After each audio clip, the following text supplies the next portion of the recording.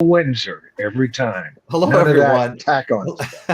Hello, everyone. It's Royce here, and I want to thank you all for joining me on the Royce in the House YouTube channel with my esteemed hosts, of course. I've got Sir James sitting next to me. I have Chris Elliott sitting directly below me, and next to him is my good friend and compatriot, Michael Nolan, The Bottom Line. Fastest growing YouTube channel I've ever seen in my life. Check him out. Check Sir James out. Check Chris Elliott out.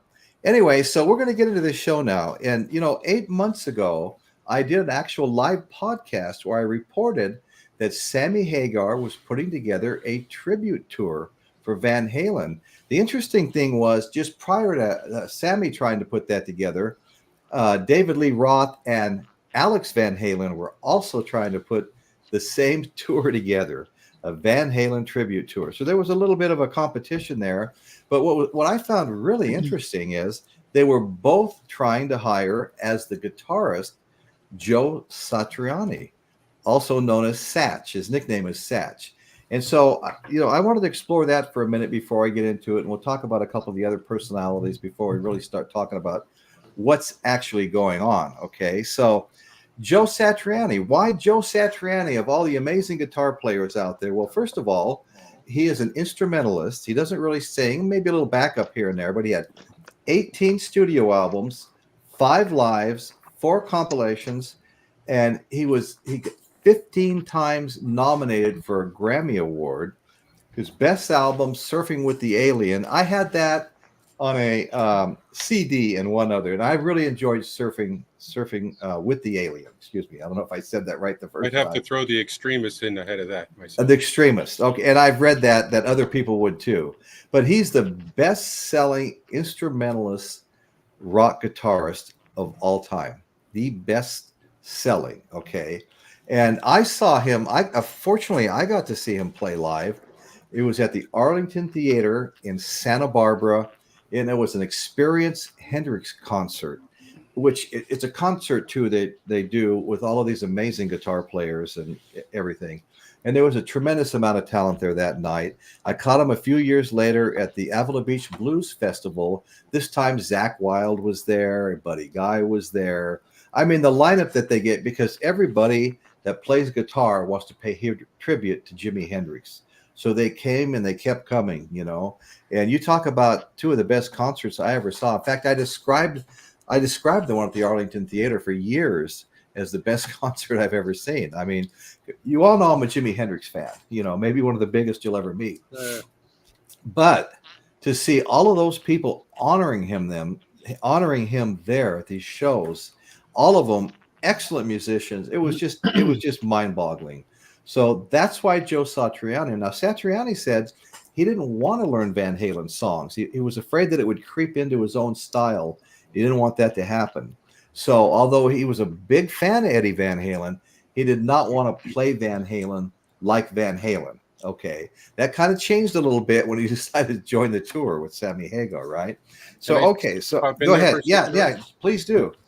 I think one of the reasons, or one connection between them two that nobody mentioned yet, is Joe Satriani was actually Eddie Van Halen's music teacher, his guitar teacher at first. Okay. And I don't know which college it was, but right. And then they went to, Van Halen formed and wherever else from there. But. Yeah. No, that's a great story, Chris. Thank you. And I remember hearing that a long time ago, and I'd actually forgotten about it. Had kind of an inopportune time here. I forgot about it. Okay, so let me while we're all talking here, I'm gonna run a few of our chat comments up here. We've got Dr. Rick, we've got Oberheim. We're talking about tribute concerts. I have to say that the Freddie Mercury tribute concert has not aged well. The only standout performance was George Michael. Well, that's really an interesting comment, Oberheim. Thank you. Thanks for sharing that. Hit Space 80. How you doing, brother? Dr. Rick. Okay, folks. So I'm gonna move on here. Okay. So anyway, 8 months ago, I did a live podcast, and it was on the fact that Sammy Hagar was putting together a tribute show to Eddie Van Halen, and I also touched on at that time that Alex Van Halen and David Lee Roth were also trying to put the same, and there was some conflict back and forth. In fact, Sammy stated he invited them both to come to his shows, not permanently, but Alex would be welcome to come and play some guitar at some of the shows, drums, and David Lee Roth would be welcome to come up on stage and sing some of the songs. I mean, who does it better than David Lee Roth singing David Lee Roth, right? It can't get much better than that. And you know what? And most people, I think, like David Lee Roth more as a Van Halen frontman. Now, Michael, you kind of surprised me tonight, because I thought in the past you like Sammy Hagar more than David Lee Roth as the frontman for Van Halen. But you did explain that you weren't really a big Van Halen fan. But you like David Lee Roth when he was with Montrose, when he was solo. Sammy Hagar with Montrose. Sammy Hagar, yeah, Montrose. Right. Sammy Hagar's had multiple iterations, even lately, like Circle and another band that he's been in. Chris, you probably remember the name of that one, don't you? Not Circle, but the other one. Chickenfoot. Chickenfoot. That's it. I knew you'd have it. Okay, so I was going to say, Royce, I am a big Sammy Hagar fan. No, you are. I know you are. We talk about it. Yeah. I caught Montrose at Winterland when they released their very first album. They were touring their first album, bought it the next day. That first Montrose album is a classic rock masterpiece in every sense of the word. Yeah. I think he's a better singer, a better vocalist than David Lee Roth. But when I listened to Van Halen, David Lee Roth had, we were talking about this before, a sense of humor, a sophomoric I know. sense of humor. That was something I liked about him too, yeah. And delivery, but it was also in his vocal approach that better paired that wacky new guitar sound that we were all hearing. When Sammy came along, they became white bread to me. That whole Twister era, Right. So I have respect for both singers. I think in their prime, they were both great. And so I just prefer David Lee Roth, that version of Van Halen. But like I told you before, backstage, I never, because of that sophomoric humor, I never brought that into my home. We were talking backstage, and I said, they're almost like the Smothers Brothers of rock with David Lee Roth. It's almost a comic act, and I was busy bringing in Yes albums and the Police albums. I'm serious. And it's probably in my head, but I like the comparison you made between David Lee Roth and Zappa. They both have this sense of humor that's just over the top. Right. Yeah. Right. And that's why I never got into Zappa, although I had a very good friend who would play his records for me, so I'm familiar with at least some of the highlights of Zappa. Yeah, but it was a sense of humor that I just, I'm sorry. It's like the Girls of the World Beware cover. I never bought it because the cover turned me off so bad. I wasn't going to even give that album by Grand Funk a chance. And so when I see that kind of in Zappa's covers, I wasn't interested. It reminded me of the, that long-legged cartoon we had back in the 60s, Keep On Trucking, Man. And it was just Keep On Trucking guy, yeah. And I know he was a genius and everything, but that's why he isn't in, I'm not an expert on him or anything like that. And why I'm not hot on him was because of how I saw him when I was introduced to him. And I've just, so far, I'm not dead yet, folks, but so far I just haven't got into Zappa really heavy, Yeah. Well, let me say this. Okay, so we've mentioned Joe Satriani and how he is a top tier guitar player, and both sides wanted him.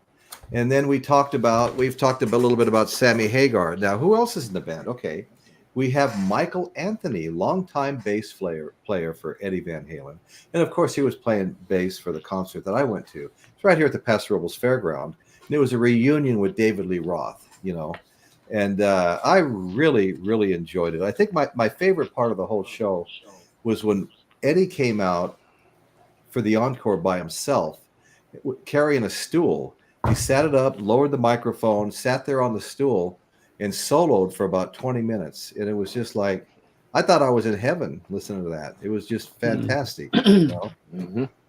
So anyway, so then we also have, in addition to Michael Anthony on bass, and I always loved Michael Anthony. He was great. He just rock solid. Maybe an underappreciated. You've been doing a lot of bass stuff, Michael, on some of your shows, talking about, you know, ranking bassists is what you've been doing. Right. Yeah. Right. And Whistle and, you know, McCartney and several of the others. But John Paul Jones but I mean all of them good. And then somebody from the Wrecking Crew. I can't remember her name, but she was Carol Kay. Carol Kay, that's right. Yeah. Fantastic. I am reading those.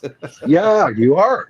Yeah. He's talking about a poll on my channel that it's a 4-part poll that's concluding right now, because I've taken from the first 3 parts the winners by percentages, took screenshots. Right.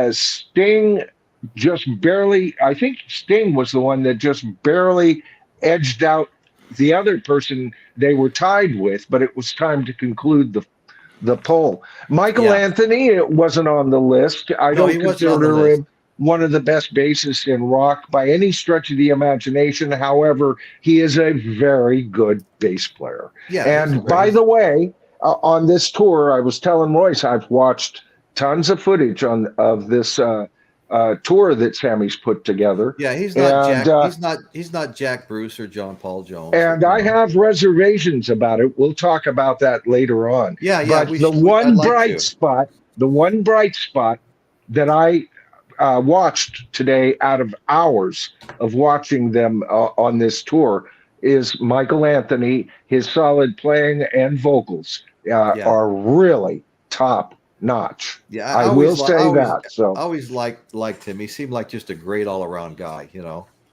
And he looks like he's having fun on the tour.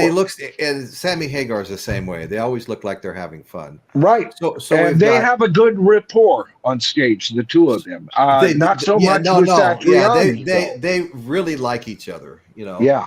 But Sammy's, we talked about Sammy a little bit. We talked about Satriani, and we've talked about Michael Anthony on bass. Well, the drummer is Jason Bonham. None other than Led Zeppelin's John Bonham's son. And I really like that that's happening too, you know, because I saw Jason, it's only been about 4 months ago or so, 4 or 5 months at the Vina Robles Amphitheater, all good seats. Really enjoyed the show. I thought it was fantastic. Their encore was Whole Lot of Love at the end, you know, and that was great. In fact, I wanted to mention, I'm not trying to make anybody jealous or anything, but I just bought a ticket last night for Robert Plant and Alison Krauss at that same venue, the Paso Robles Vina Robles Amphitheater. Yeah. So I'm really looking forward to that. And of course, it said $143, and as soon as I clicked on buy, it was $193. You know, like how does that happen? You know, well, it wouldn't have been through Live Nation, would it? No, of course it was. Yeah, Live Nation had their tendrils in it. I'll guarantee you.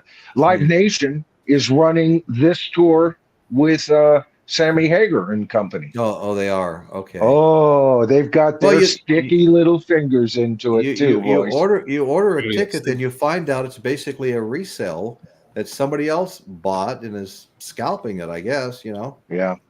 That just gets kind of irritating to me. So we've got Jason Bonham. So I mean, I like the lineup. I like that Jason Bonham's there. I totally he's not his father. We all know that. What two people are exactly like playing? His father's a drumming god, as far as I'm concerned. Mm-hmm. But Jason Bonham is good. All right. Okay, so Michael Anthony said he used to always ask Eddie what he wanted him to play on each new song, and Eddie would say, "Play 16ths." Until I tell you to play 30 seconds. You know. Okay, so that's the lineup, and it got kicked off finally July 13th, 2024 in West Palm Beach, Florida. That was the first show. And there's been a couple of others since. I've actually got the whole show list. I don't know if we're going to read. I mean, I might skim through it, and it is 28 shows, which was what he was talking about 8 months ago. They did put a 28 show list together. And there's a couple of stops in California, and I mean, they're probably both 300 miles from where I live. And I can tell you, based on what I'm hearing from you, Michael, and I'll be watching some of those videos too. I don't know that I would drive 300. I did that over the weekend. I drove 300 miles each way. Take my wife down to a kind of girlfriend's reunion at one of her friends' houses down there. We took her down there. Let's talk about the elephant in the room, since you're kind of brought that up, Royce. Okay. My problem with this tour is, first of all, Live Nation. Okay. At the venue that was closest to me. Right. The cheapest seats have no seats. It's a lawn area, and that's $97. Right. That's $97. Now, to get front row or in the front section, anywhere in the front section, it's actually like row 8 back, but still real close to the band. Almost $2,000. Here we go again. Live Nation and their sticky, icky, dicky ooze. All right. So that is a problem that I see with this tour. That's a very big problem. Right. Then I have a problem with their, how they're they're billing this as Sammy Hagar, Michael Anthony, Joe Satriani, and Jason Bonham. But they got Yanni up there, or a Yanni look-alike on keyboards. All right. And his keyboard setup is at least as involved as Jason Bonham's drum set. And he's padding out their sound all over the place, even doubling guitar parts. And nobody knows who he is. At least they're not hiding him behind the curtains. They're not hiding him, but they're not like talking about him either. Fleetwood Mac would do, right? But they're not giving him his due. I mean, who is this guy? I tried to do a quick, I'm not that interested. So, but I did do a quick research, and all I got was these 4 guys' names. All right, Michael, I did exactly the same thing. I wasn't that interested. He wasn't one of the marquee names, but I never could find who he was. I did ask, who is this? Who is the keyboard player that's touring with Sammy Hagar in 2024 with Joe Satriani? And I still couldn't get any information. I did the same thing. Right. And so anyway, and he's probably the single best musician up there. So he's somebody in the industry. He's not, but I don't know who he is. Good looking fella. If you like that Yanni kind of romantic novel kind of look, So, but then that leads us to Jason Bonham. Jason Bonham is drumming beneath his capabilities because, I'm sorry, Van Halen had a great drummer, but not one of the best drummers in rock. And Jason Bonham has shown that he is at least a contender for one of the best current drummers in rock. So he's not doing anything he couldn't do in his sleep. Okay. I'm not going to go see this concert to see Jason, because I'm not going to get to see Jason do what I'd rather see him at a drum clinic, please. Okay. Then we get to Michael Anthony, who's having a ball. He's playing great bass. Supplying some wonderful low ends. I love that. So the keyboard player, Michael Anthony. Now we get to the star, Sammy Hagar. Every song is tuned down, not 1 half step, not 2 half steps, but 3 full half steps. And Sammy is still having trouble hitting those high notes. And guess what? Okay, when you go that far down in half steps, especially when you've got a bass guitar, the bass either has to go down that low or he has to play in different registers to make up for not having to drop 3 full half steps, or the guitarist goes down that low and it muddies the sound. Now, after I've said that, folks, and you guys are done with us tonight, go over and watch some of these concerts and tell me that sound isn't muddy. Now, so a lot of the footage is taken through iPhones and whatever, but just realize I can listen through even an iPhone recording and tell the basic mix. I've got enough musical knowledge and recording knowledge. I can tell you right now, there is a muddiness, and it's because they've tuned down, right? Okay. So those are my concerns, with the current project and the fact that it comes out of a civil war, and we haven't even talked about Wolfgang and Valerie, and there's something that's brewing there.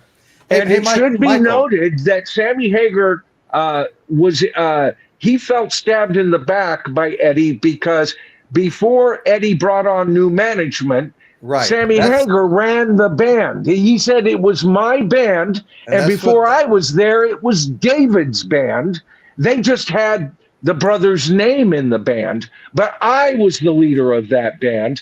And so Eddie hired the manager and edged Sammy out. And that's the manager played a big role. The manager played a big role in that, because he kept telling Eddie, Sammy keeps saying it's his band. Sammy, and pretty soon Eddie got pissed off and finally fired him. But listen, I wanted to ask you guys, what do you guys think of this comment here by Davey Strangename?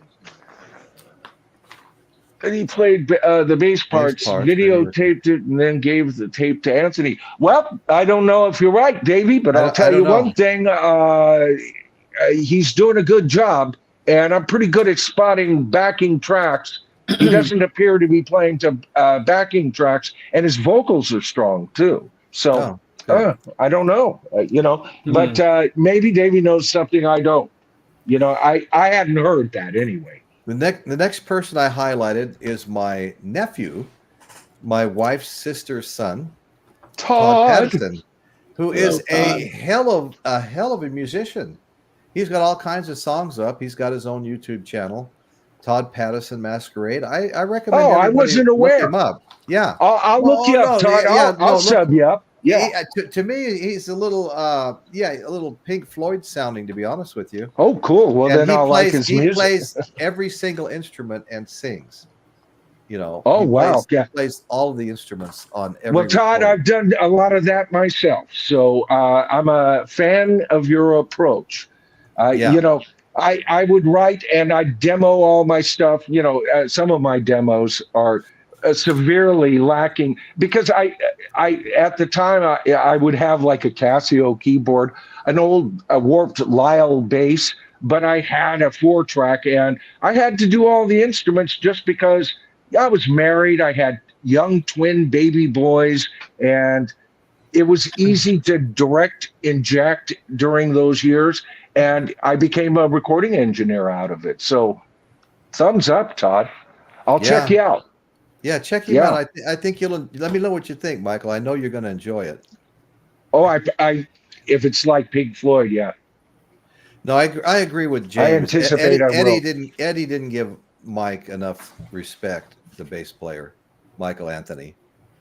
I agree with that. All I know is what he's playing on stage is like one of the two high spots that I audibly and critically hear and see, And what a showman.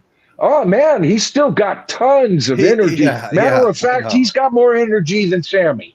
Right? I can believe that. Sammy's starting to carry around a very high six-pack. Have you noticed that? He's got all that Cabo Wabo stuff going on. God, as soon as I saw him, I looked up Montrose, because look up Montrose, and there's a video out there with Sammy and Montrose exactly at the time I saw them live. I don't know if you remember Royce, but when I saw Montrose live, they were the first one. Now, remember, this was early 70s, right? And or what year was it that they came out? 72, 73? I don't think I was still at home at 74. So it must have been 73 when I got, when the Montrose album came out.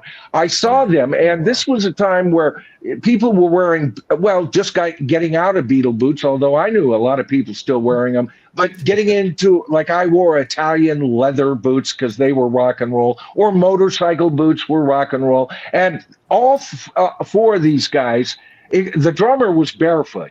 And the three main frontmen, the bassist, Sammy, and Ronnie, I just forget the other two guys' names. Isn't that a shame?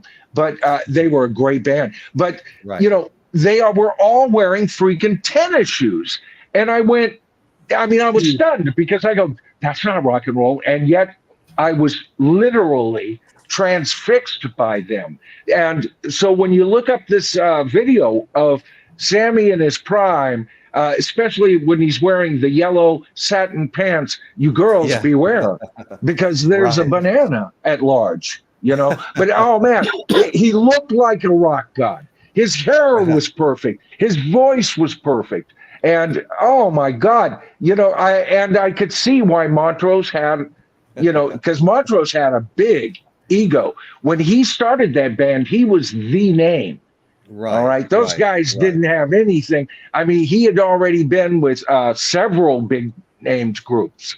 All right. And so he had decided to go solo. And I had never heard of even him. I wasn't that into the rock and roll scene yet.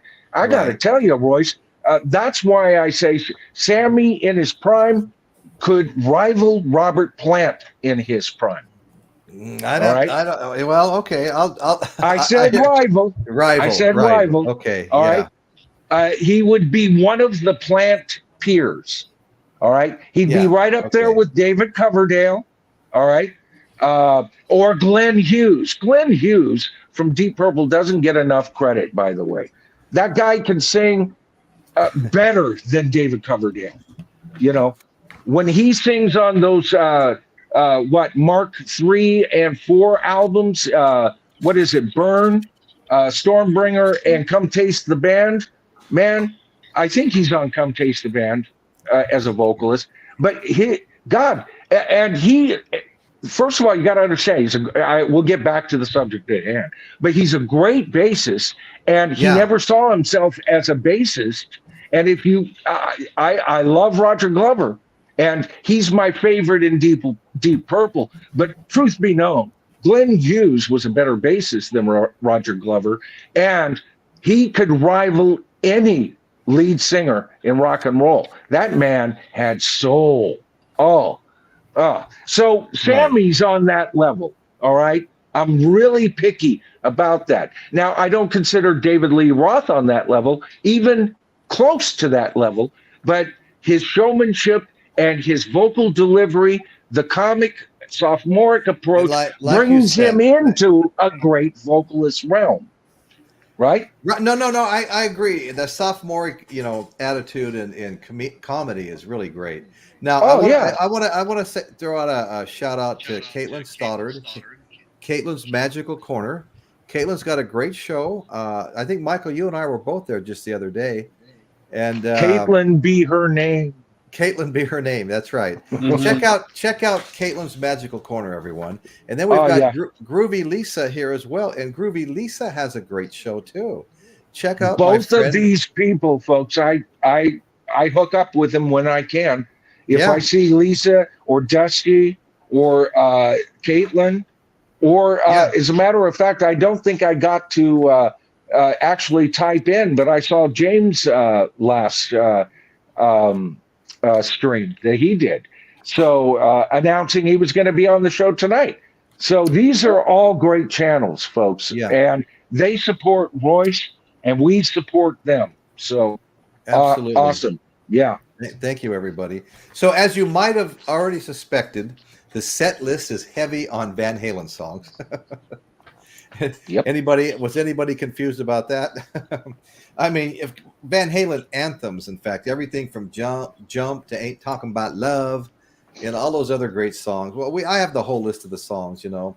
Seventh Seal. The tour also marks the first time that Hagar has performed Panama with the solo band. So I thought that was kind of interesting.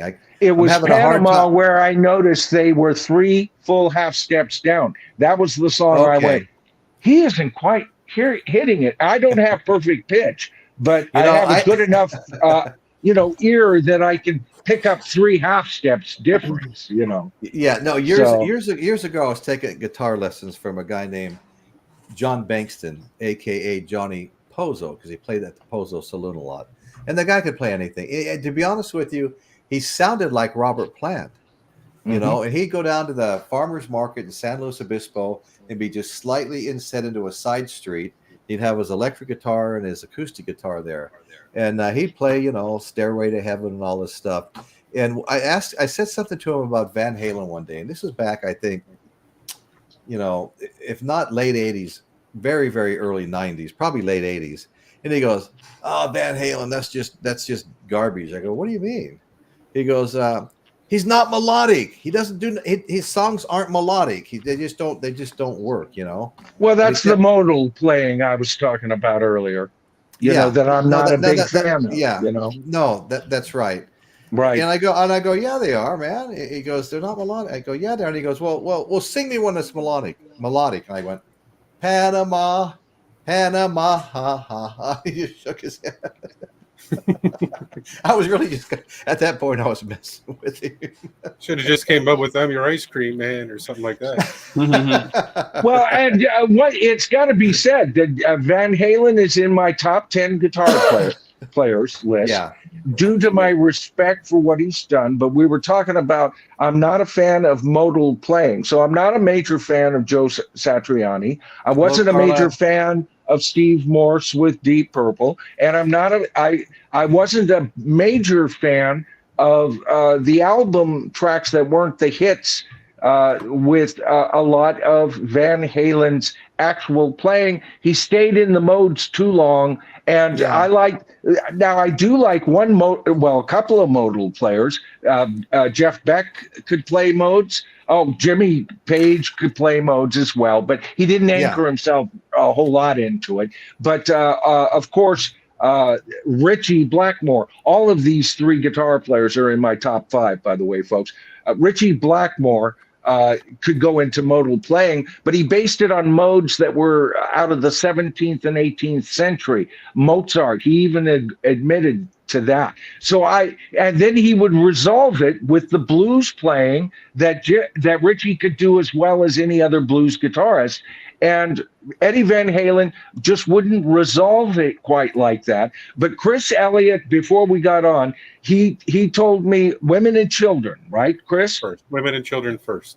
Women and Children first would be an album that I might actually like by Van Halen, that I might actually want to buy and everything. So I told him, based on his recommendation, I'm going to go ahead and listen to that.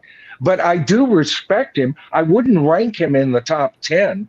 I loved his song. I mean, the first time I ever heard of him, of course, was on Beat It.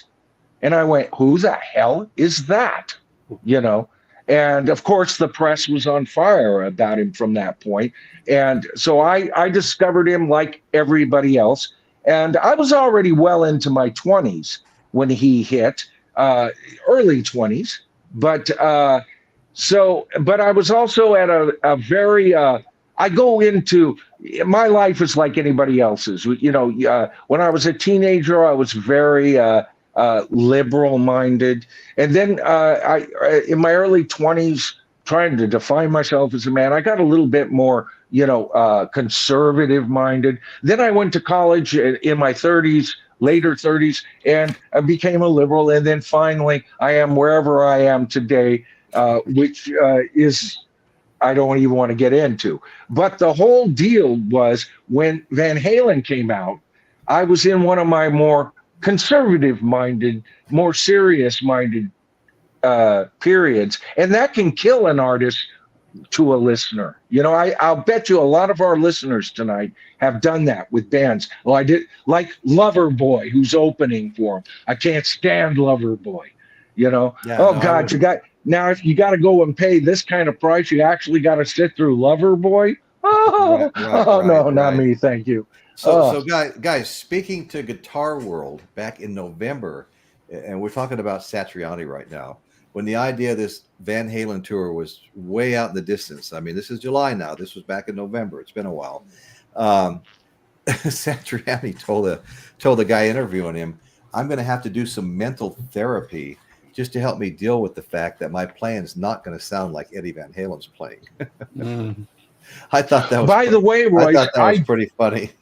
Out of all these weird guitarists that I've been, saying, Surfing, I did buy that album. I had it on CD. I still have it somewhere. I got about 5 cases. I thoroughly enjoyed it. I listened to it about 6 months, and then maybe once or twice a year for a couple of years, and then I just kind of lost interest in it over the decades. But it didn't spark me to want to get the next album by him. And Chris says that was even better, or was that the one before it with him? But no, I liked it. He liked one. You put one above it, that one. Surfing Yeah. with the Alien. Yeah, I liked it. Yeah, so I do like Satriani. It's just his style just isn't one of my, me, Roy, and you and me are both we're blues guys, And it's all instrumental too. And you're right. Yeah. It doesn't sound real bluesy or blues based, right? Right. It's just very it's very technical. And I'm all for stretching that rule, but to me, we've talked about this on other panels. Stretch that rule all you want. The Moody Blues did that. Yes, stretch that rule, and they're my favorite prog band. Stretch it all you want, but if you think Yes couldn't get down and dirty, listen to some of the riffing on the second side of Close to the Edge. What is that? Siberian Tantrum. That's just gut-wrenching rock guitar playing at its best. Right. And Steve Howe knew how far to stretch it and a lot of the modal players didn't, and I felt that was a bit true with what I'm familiar with Eddie, but I'm willing to be, educated by Chris tonight. I really am. Does anybody know anything about Todd's comment here? Hagar and the heavy metal movie. I'm not aware of that myself. I remember his name in the movie being connected, but I don't remember anything beyond that, Todd. Sorry. Hey, Todd, I've seen the movie, but I don't remember being. Look at this. For some reason, I knew Chris would have the skinny on this. Nice. Do you know of any connection between the movie and Sammy Hagar, Chris? Yeah, the song, an early version of the song "Heavy Metal" was featured on there. Oh, okay. Oh, all right, great. Along with all kinds of different things: Black Sabbath, Cheap Trick, Grand Funk, Donald Fagen, Nazareth, a bunch of stuff on there. Right. I'm not a big fan of lead singers. I mean, there's like Robert Plant. When he went solo, I bought every single one of his albums. I hate it that he has almost forgotten that 80s and early 90s to mid 90s catalog. I think that stuff is near Zeppelin level. I loved it, and I would love him to tour that. But there's very few singers from rock bands that when they go, as Royce already knows, I didn't make the transition. I have one album by Ozzy. I love it. Patient 13, great album. Or Patient 9, 13th album. Great album. I love it for a lot of reasons. But I never chased after Ozzy or bought any of his albums after he left Black Sabbath. But Sammy Hagar, after he left Montrose, after he left Van Halen, which I didn't buy Van Halen, so I didn't buy him with Van Halen, but I bought his albums as he released them as a solo artist. That's how big of a fan I am of him. Right. I even tolerate his radio show, which is way too Hollywood for me. But anyway. Satriani felt so much pressure to try to have the same tone, at least the tone that Eddie Van Halen had. He had these custom-made third power amplifiers made, a special pedal board, used the same strings, he really wanted to at least nail the tone. He wasn't going to play just like him, but he wanted to nail the tone. Eddie Van Halen guitars made, and so his live rig needed to be a different animal completely from what he was used to. In fact, he was so conscious over the fact that he didn't want Eddie to like totally influence and dull the shine of his personality. He revealed that he learned how to play Eddie's music before the tour opportunity came along. He finally learned how to play some Eddie. He didn't want to learn it before. He did not want to learn how to play Eddie's music. He didn't want it creeping into his style like it's things like that so often do, and start to change the way he played his own style. Well, what they should do is have him start off with like some of the traditional riffing that would identify the song. Oh, there's a bit of Eddie. And then go, what would make the concert even better is, look, Satriani, whether I buy his music or like his style of guitar playing, he is a virtuoso. And if they're playing and he's just mimicking what Eddie did, to me, I say pay homage, play the riffs we know and then go crazy, That's why I like the new guitar. That's why I like Simon McBride with the new guitars with Deep Purple. Just enough of a Richie Blackmore approach, and then but I'm Simon, baby, and I helped write this song. These are my riffs, and that's why that album is it is the album of the year, by the way, bar none. Everybody needs to go buy Equals One by Deep Purple. If you like classic rock at all, you will not be disappointed. Wonderful album. I saw that at Cheap Thrills Records in San Luis Obispo not too long ago. And you're talking about an amazing store, just like, pardon me? Can I jump in for 1 second? Yeah, go ahead. Please do. What you were just talking about there is Joe not wanting Eddie's material. I stand corrected. James earlier in the comments corrected me. It wasn't Eddie who Joe Satriani taught. It was Steve Vai and Steve Vai and Kirk Hammett from Metallica. Another virtuoso, by the way. I mean, if I was to make a top 10 modal guitar list, I should. Satriani, Morris, Van Halen would rule it because he ID'd it. I don't care what. Oh, so and so. It's like somebody going, Herman Clunker did the moonwalk before Michael Jackson. Well, you know what? Sorry, Michael Jackson invented and presented it to the world. Sorry, where's your proof? And so you got to give it to Eddie. He's the king. He came out of nowhere for most of us. He was so freaking. I mean, nobody talked about a guitar player like him since Hendrix at the time. And this was, for the most part, in the 80s. People had lost interest in amazing lead guitarists. Led Zeppelin was getting all kinds of pushback by both fans and critics for sounding old and tired compared to the punk scene, which is one of the reasons why they approached, In Through the Outdoor the way they did. But they were seen as dinosaurs, right? And Eddie comes on the scene, and people were talking about playing guitar again, and then every monkey's uncle had a modal player in their band, their hair bands, their every kind of band, Can I jump in there, Michael? Yeah, go ahead, Chris. Like when Eddie first came out, he went from being an unknown to upstaging Tony Iommi and Black Sabbath on their very first tour. Black Sabbath let them open up, and they upshined Black Sabbath according to all the stuff I read and seen. They upstaged Black Sabbath on every show.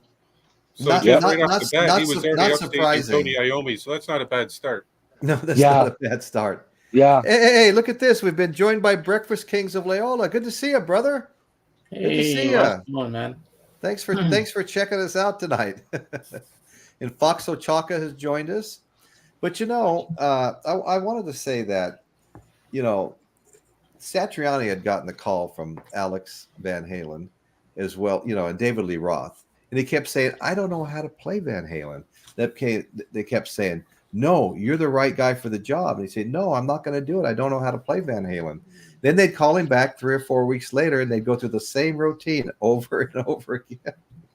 They kept saying, no, you're the guy. I mean, isn't that amazing? They could just, without him playing any Van Halen or trying to emulate Van Halen at all, they just felt 100% sure he was the guy for the job.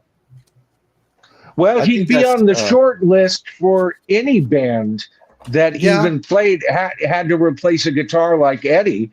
You're talking Steve Morse, you're talking Joe Satriani, Vi, all right? Or in his prime, a Mick from Motley Crue, Mick Mars, he wasn't all flash and dash and no cash. He delivered. He was the backbone, Yeah, I've been watching a lot of early Motley Crue just to see, how good were they? Because I've done lots of videos on them, and first of all, Vince Neil was never a great lead singer, but he did have a range, and he used to screw up his vocals live even then. But I'm not kidding. I now call him the thing that ate Vince Neil, because when I look at those early concerts, and I mean, the man, had an 8-pack practically. His pants were so far down, you saw the 8-pack, right? But I wasn't impressed with him. He was okay singer at his best, but when they zoom in on Mick Mars, and this is before Mick Mars was all hunched over, and I've seen him hunched over do amazing. He's got a serious condition, and he almost looked young. He was. You have to understand, with this band, Mick Mars was already considered too old to join. Much older than the rest of the guys. Kind of like, and he had a pretty kind of like Andy and the Police. Yeah, Andy Summers was quite a bit older than the rest of the Police, right? I got to admit, I agree with all the things you said about them being on tour now, but I did enjoy them, like back in the MTV era and stuff like that. They had a lot of great videos out. They had a lot of great songs out. My daughter was a cheerleader in high school, and on her cheerleading stand that they stood on and cheered and used their megaphones, the emblem Dr. Feelgood was painted on all 4 sides of her cheerleader stand. Right. Well, I will say this about their current tour. They are playing live. Like I said, I hear a lot of muddiness. He doesn't have the range he did. They've even tuned down because of that. And that loses the sizzle. Panama loses sizzle when they do it. They tune it down. But let me say this. One quick thing. I want everybody to say hi to Josh McAbin. Josh McAbin joined the show. I'm not sure I've seen Josh here before, so I just want to thank you for being here. You always get a special call out if I haven't seen you before. Okay, I'm sorry, Michael. Go ahead. Oh no, thanks, Josh. I appreciate. Was that Josh? Because all of a sudden I saw Josh. Yeah. No, actually, I will say this though. Like Melinda Murphy. In the vinyl community, she is a major. If she heard half of what I've said tonight, she'd probably melt, away, because that's her favorite band, and she's got good taste, right, in music. So I'm not putting, any of my thoughts over that. I know, and especially for fans on her level, and they're out there doing this, and you want to pay, $2,000 tickets, you're a couple of retired, and your annuities are doing well, and you're that big of a fan, go for it. Because this can't happen too much longer anyway, and I can understand the tribute feel.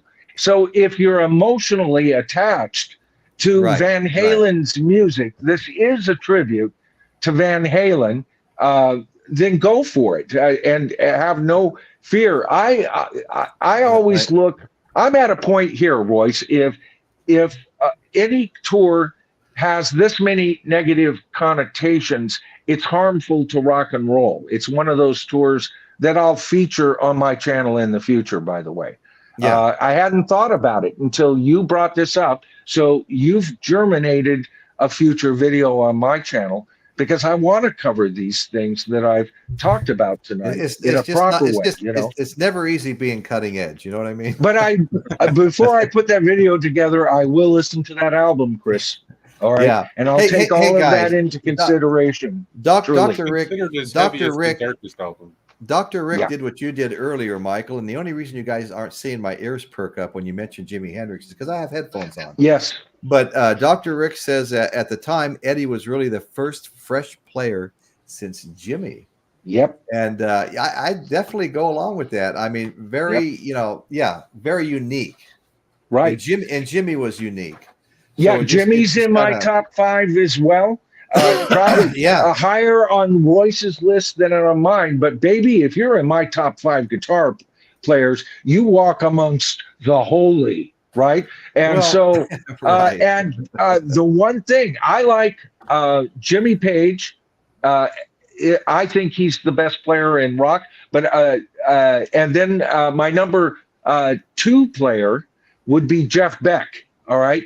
Number 3, I'm trying to remember how I got this. Jimmy is either 3 or 4, and then comes, of course, Richie Blackmore. But now here's the reason. I have to admit, even though he's not my favorite guitarist, folks, I lived at that time, as many of you did. But for you younger viewers, if you remember how much they were talking about Eddie Van Halen, that's how big of a splash Jimi Hendrix made, and even bigger because he was like a freaking alien landing on planet Earth. Michael, right? he was bigger by far, and nobody could believe he could play like that. His manager took him to England. Chas Chandler, who used to play for the Animals, bass player for the Animals, wanted to do managing and things like that. Got Jimmy to leave New York and come to England with him. And I'll tell you what, this says it all right here. At his concerts were Eric Clapton, the Beatles, Rolling Stones. Who's who in rock and roll came to see Jimmy play? Yes. I mean, and on top of that, how often have you heard that? Yeah, remember now. I've never thought of Pete Townsend. Speaking of Jimmy, I only drink out a cup with his face on it. Nice. I was going to say I don't consider Pete Townsend one of the greatest guitarists in rock and roll. He's a competent guitar player, primarily a great rhythm player if push comes to shove. But he evidently considered himself one of the great guitar players because he approached Eric Clapton after hearing they both listened to Jimmy Hendrix, and he says, "How does it feel to be out of a job?"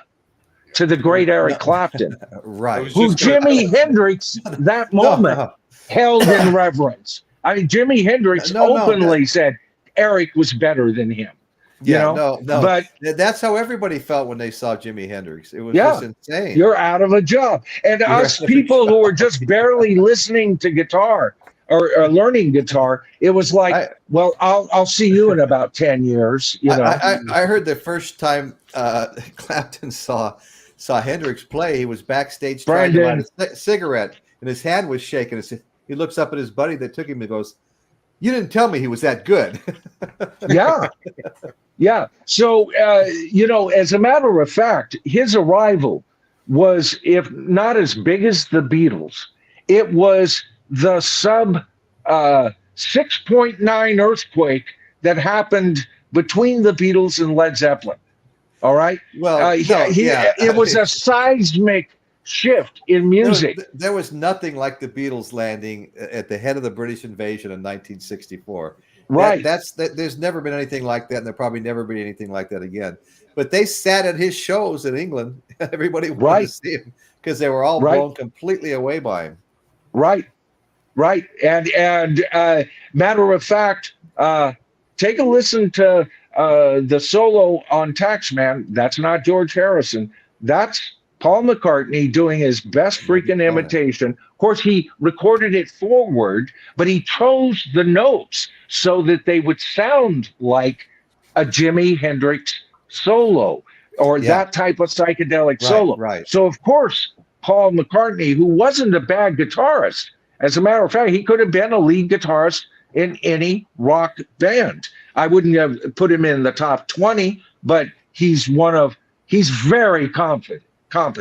You know, his brilliance is on bass, but don't fool yourself. He is an excellent lead guitarist when he wants to turn his mind to it. Yeah, and he very confident, you know, in the studio, and he was blown away.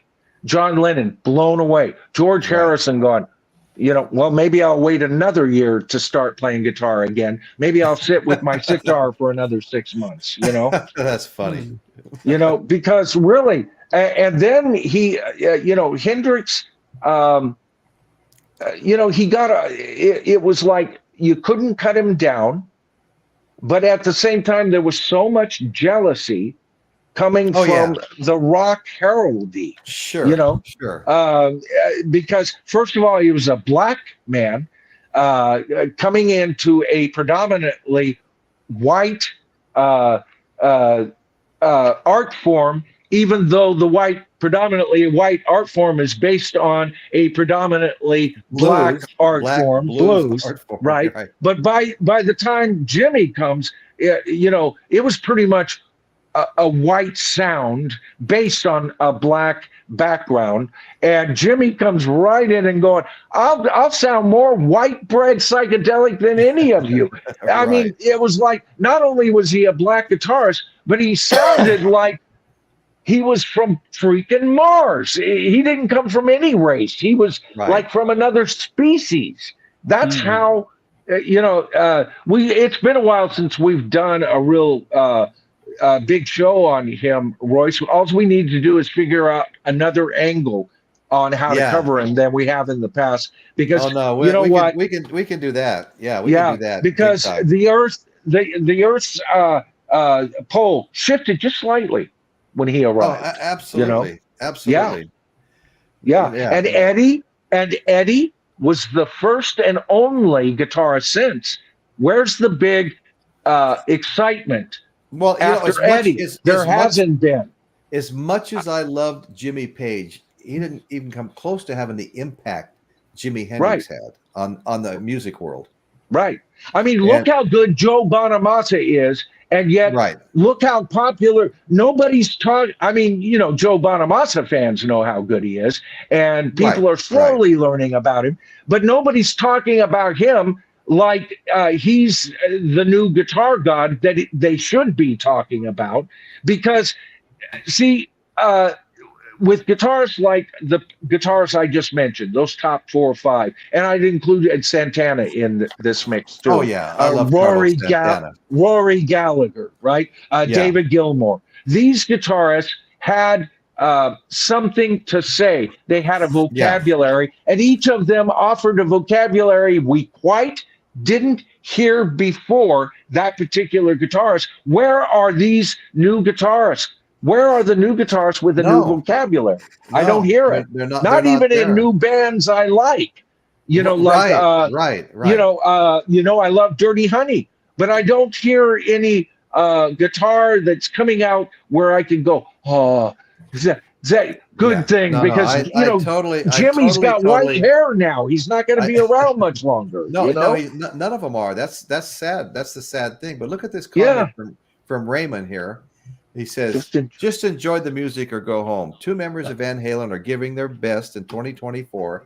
It will never be 86 again. And that's very damn true. Raymond, let me tell you. No, Raymond, before I even mentioned this, in case you weren't here, if you are a Van Halen fan, if this is an emotional connection for you, and there are millions of Van Halen fans who feel like you do, all right, and then I even suggested, this concert would be good. And you know what? Lawn tickets for $97.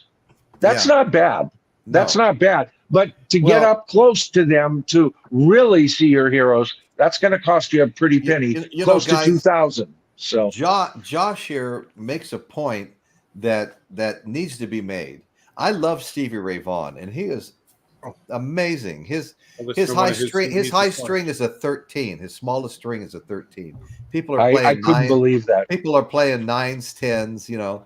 Yeah, mine always play 9s. I mean, that's yeah. So, but you know, you don't hear Stevie Ray Vaughan doesn't get the attention. I mean, he died young too. But I mean, I've probably got 6 of his CDs that I've listened to, practically worn them all out over the years, going way back. Yeah. Well, Stevie Ray Vaughan's also in my top 10. He's a matter of fact close to the number 5 position, you know, him and Rory Gallagher are the best, and Johnny Winters are the best Roadhouse blues guitarists that could rock your ass off.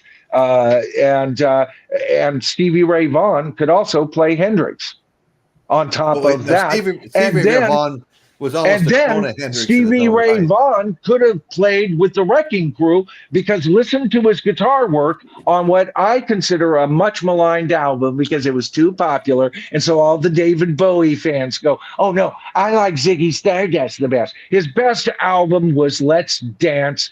That's his Abbey Road. It's a freaking masterpiece, and Stevie Ray Vaughan's the guitarist on it. And that doesn't sound like the rest of Stevie Ray Vaughan's career. He could have been a studio musician. He was that good. Oh, absolutely. He was that good.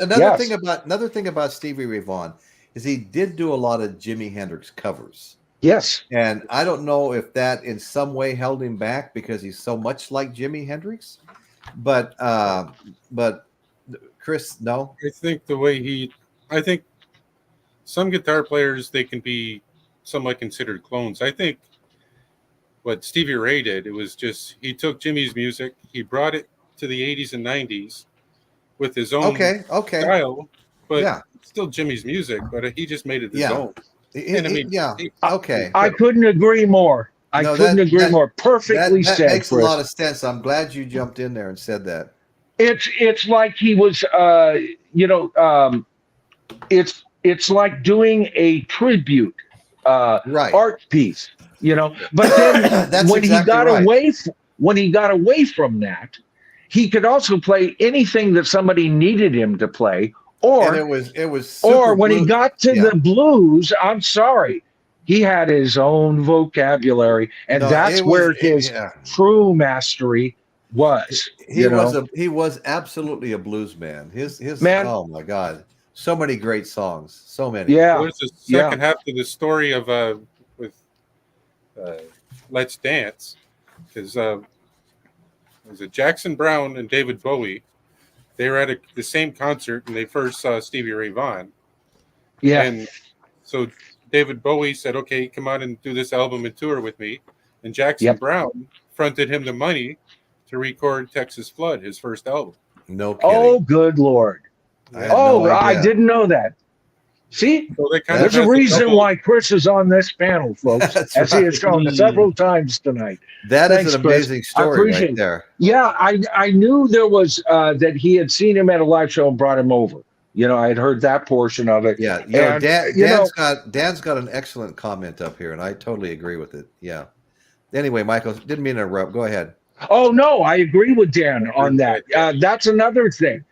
He's a much better singer than Jimmy was. Jimmy had a limited voice, but his limited voice was like Bob Dylan of the psychedelic guys. And that's a good analogy. Yeah, I couldn't quite get into Bob. He's one of those voices. I love him as a songwriter, but I didn't collect his albums either. But Jimmy, I collected.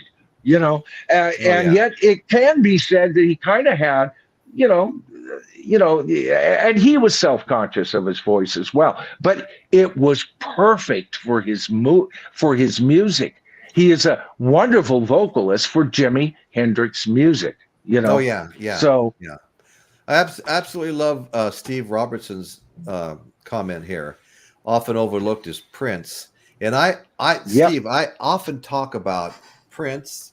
I did a show on Prince a couple of months ago, Yeah. And I love that concert with While My Guitar Gently Weeps with Danny Harrison and Jeff Lynne's up there, and in the back is Stevie Winwood on keyboards, and Tom Petty's there.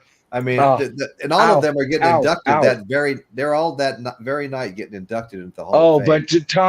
But Tom Petty and him are gone. So to watch that, that'd be so sad. Oh, no, I watch that video often. It's one of my favorite videos to watch. I have seen it on YouTube. Yes, it's really good. And Prince just knocked it out of the park with that solo on that Telecaster he was playing. It was fantastic.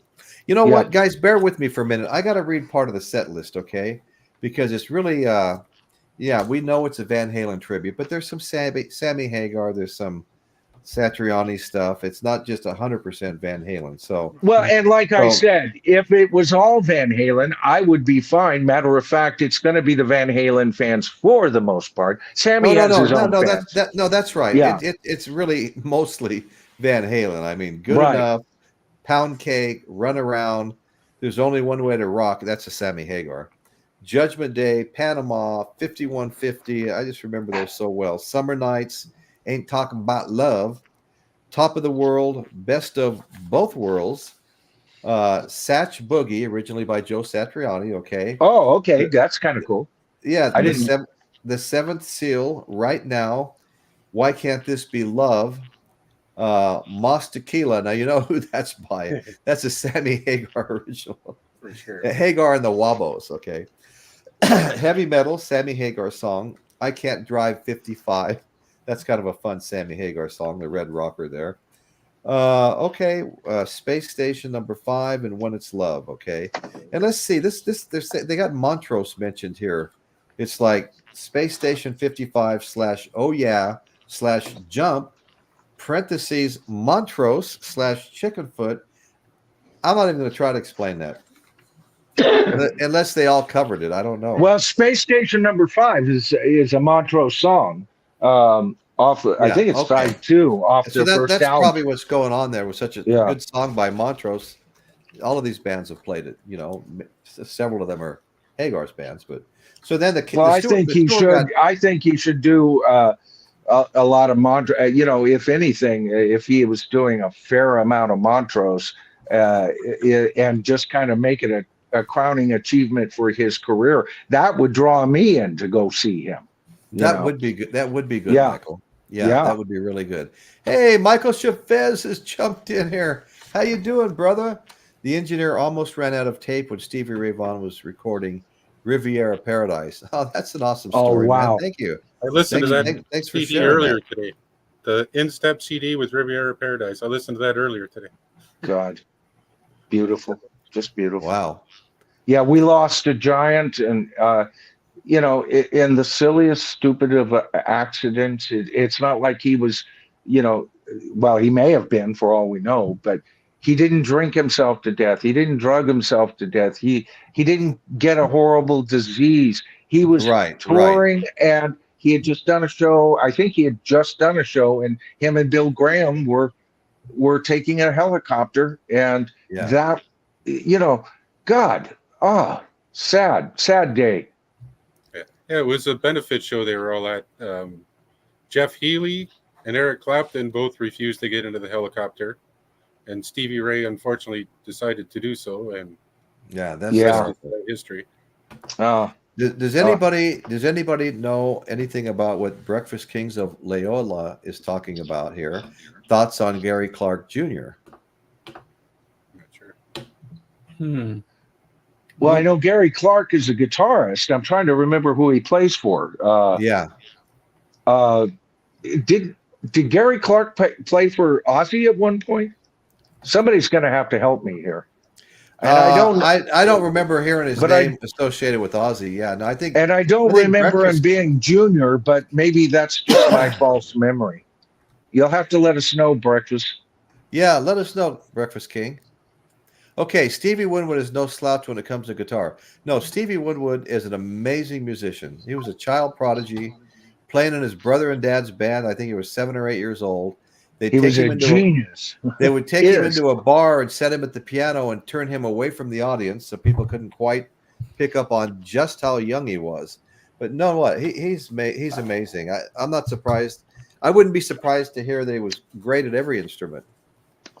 Hey, one of these days we should do a show on the bands that people don't talk about that were selling right alongside and everybody owned their albums. Like, for example, Traffic and that wonderful album. My favorite album by them is Low Spark and the High Heel Boys. Yeah, who didn't have that album? Yeah. I've got a couple of their albums now, and I really enjoy them. But we should do, like a show on that, bands that you could just swear never existed until you bring them up, I mean, yes, everybody hears, oh, yes, Traffic is one of the classic rock bands, but you don't see a lot of people doing shows on Traffic, what their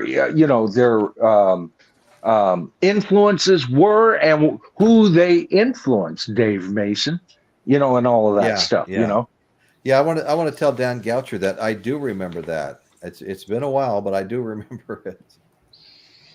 Okay, so anyway, guys, so yes, it's a 28-city tour. It started off West Palm Beach, Florida. Let's see, I've actually got the list. I don't know if I want to read this whole list, but then it went on there. Let's see, it goes all the way. Well, give us the states. Give us the states. Okay, the states. Yeah. Let's do the states. Okay, you've got Florida, Georgia, North Carolina, Virginia, New York, Connecticut, Massachusetts, New Jersey, Ohio, Ontario. Then they swing to California, right? No. Ontario, Canada next. Yeah. And then let's see, music theater in, it looks like Missouri. And then amphitheater in Illinois. Mm-hmm. Las Vegas MGM Grand Garden Arena.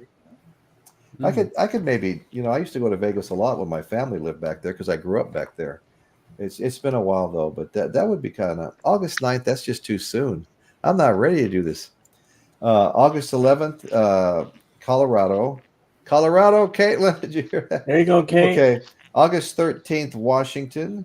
August 14th, another place, amphitheater in Washington. The 16th, okay, now 16th. Now we're at the Wheatland Toyota Amphitheater in California. I am not familiar with the Wheatland Toyota Amphitheater personally. I don't know if anybody else is, but I don't think I've ever heard of it.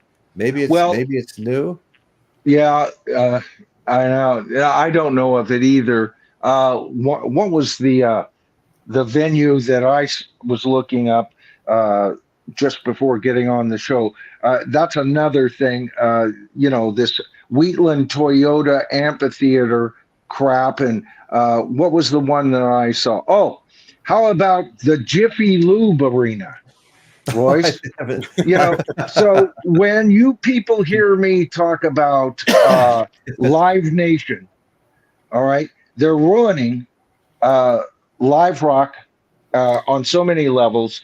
And that's the main reason I won't go see this band for sure, is because Live Nation's got their sticky fingers in it. And that round, that state by state circular motion is a very traditional summer tour loop, by the way, Royce. I mean, I'll tell you guys, go up north, swing down to Southern California, and that's how they do it. These guys aren't screwing around. They're playing every couple of days. Okay, so we just left off at the Toyota Amphitheater in California. That's August 16th. The 17th, they play at Toyota Pavilion in California. The 19th, 2 days later, the Los Angeles Kia. They're all cars now. Los Angeles Kia Forum. A lot of sponsorship coming from these car companies. Then they go to one day later. They're in Phoenix playing at a Talking Sticks Resorts amphitheater. Okay, that's on the. Whoa! Wait a minute. What is the date on that? Phoenix, Arizona, open air amphitheater. Yes, August 20th. August 20th. Oh, all right. There's a concert you'll go. 122 degrees, guaranteed. Right. One day after they played in Phoenix. Then they after Los Angeles. I'm sorry. Good Lord. Then they go on to Dallas. 2 nights later to the Dos Equis Pavilion. I'd like to be there, Dallas, Texas. When I was a drinker, Dos Equis or Heineken Dark, I loved them both. But I was. Those are my 2 favorite beers when I was a drinker. Yeah, I was working down in Guadalupe, California, just west of Santa Maria. It's actually about a mile from the ocean. I was building a subdivision down there years ago, like in the late 70s. And it was actually my job to teach the farm workers. It was farm worker housing money. It was my job to teach them how to build their own homes, which meant I did 90% of the work, setting the forms and framing and stuff. But anyway, no, it was kind of a fun job. And who were you teaching? Dos Equis, the people that were getting the houses, they had to build them themselves, and it was my job to teach them how to build them. And where was this again, Royce? I'm sorry. Okay. Do you know where Santa Maria is? Yes. Okay. San Luis Obispo, Santa Maria. West of Santa Maria, going to the ocean, is a small farming community called Guadalupe. Some of the best Mexican restaurants you'll ever eat in. In fact, it was a famous stop that Ronald Reagan's motorcade stopped and went in and ate at La Simpatia. We ate at all those restaurants. It was a lot of fun. But I had the people convinced that every time we reached a milestone, we had to celebrate. So, man, we get all 10 foundations poured, and they would bring a pig out, bury it in the ground, or they'd take these 5, copper pots, and they'd boil every little inch of the pig in its own grease. And we would just like, oh my God, it was crazy. Feast. Total feast. And the same thing happened at each milestone that I set out for them. And it was a good time. It was a good time. So anyway, night after night, okay, they leave the Dos Equis Pavilion, but Dos Equis was the beer of choice. That's how I got started on this. Dos Equis Amber. So anyway, I have some at home right now. It's kind of stuck with me. Then they went to Dallas on the 22nd. On the 23rd, they played in Houston. On the 25th, they're going to play Walmart AMP in Arizona. 2 days later, they're at Music Center. Can you buy their album while you're at it? I don't know what you can buy, man. And then they wind up at the Hollywood Casino Amphitheater in Missouri. 28 stops. And I don't think it took more than about 32 days or so. Pretty crazy. I mean, they're really moving through this thing. Okay. But for better or for worse, Sammy Hagar and Eddie Van Halen will always be, kind of joined at the hip, intertwined, however you want to put it. On the Howard Stern show, Howard Stern said to Sammy, he goes, what happened? You guys look like you were 100% in sync, man. You guys were a great team together. And Sammy says, well, for the first 9 years, that was exactly the way we were. And everything sort of changed the 10th year. And a lot of it had to do, and you'd brought this up before, Michael, their current manager died, and somebody else came in and took his place. And he was kind of a troublemaker. He kept pointing out that Sammy Hagar was calling it his band. It was my band. And that started to cause a lot of trouble. And so the riff came together, and it was right around the time they were recording the album Balance is when it really got out of control. And so they split up. They did have a tour, kind of a tour with a similar name to the one we're talking about now, kind of the End of the World tour or something like that. And they got back together, and then they started fighting again because there was something wrong with Eddie's playing. He was making a lot of mistakes, and Sammy Hagar was just getting on his butt about it. What the hell's wrong with you? And so that was really causing a lot of fighting. Well, what Sammy Hagar didn't know was Eddie's cancer had really advanced, and Eddie had known that he had tongue cancer, but he thought that was all under control and everything was cool. But no, most people didn't know just how bad Eddie's cancer had gotten.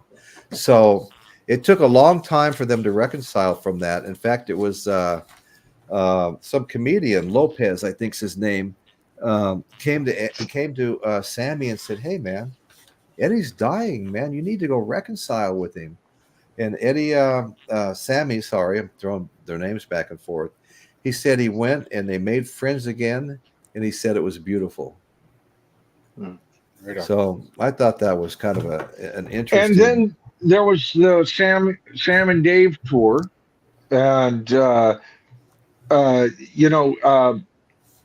this whole thing between Sammy and David Lee Roth. David Lee Roth, yeah. Yeah, because Sammy's side of the story was that the band tried to get him to come out and he could sing one of his songs, and Sammy would play guitar on it, and or he could come out and sing one of Sammy's songs or whatever. He wanted, besides them just covering their own songs, he wanted to do it, and they finally talked him into it.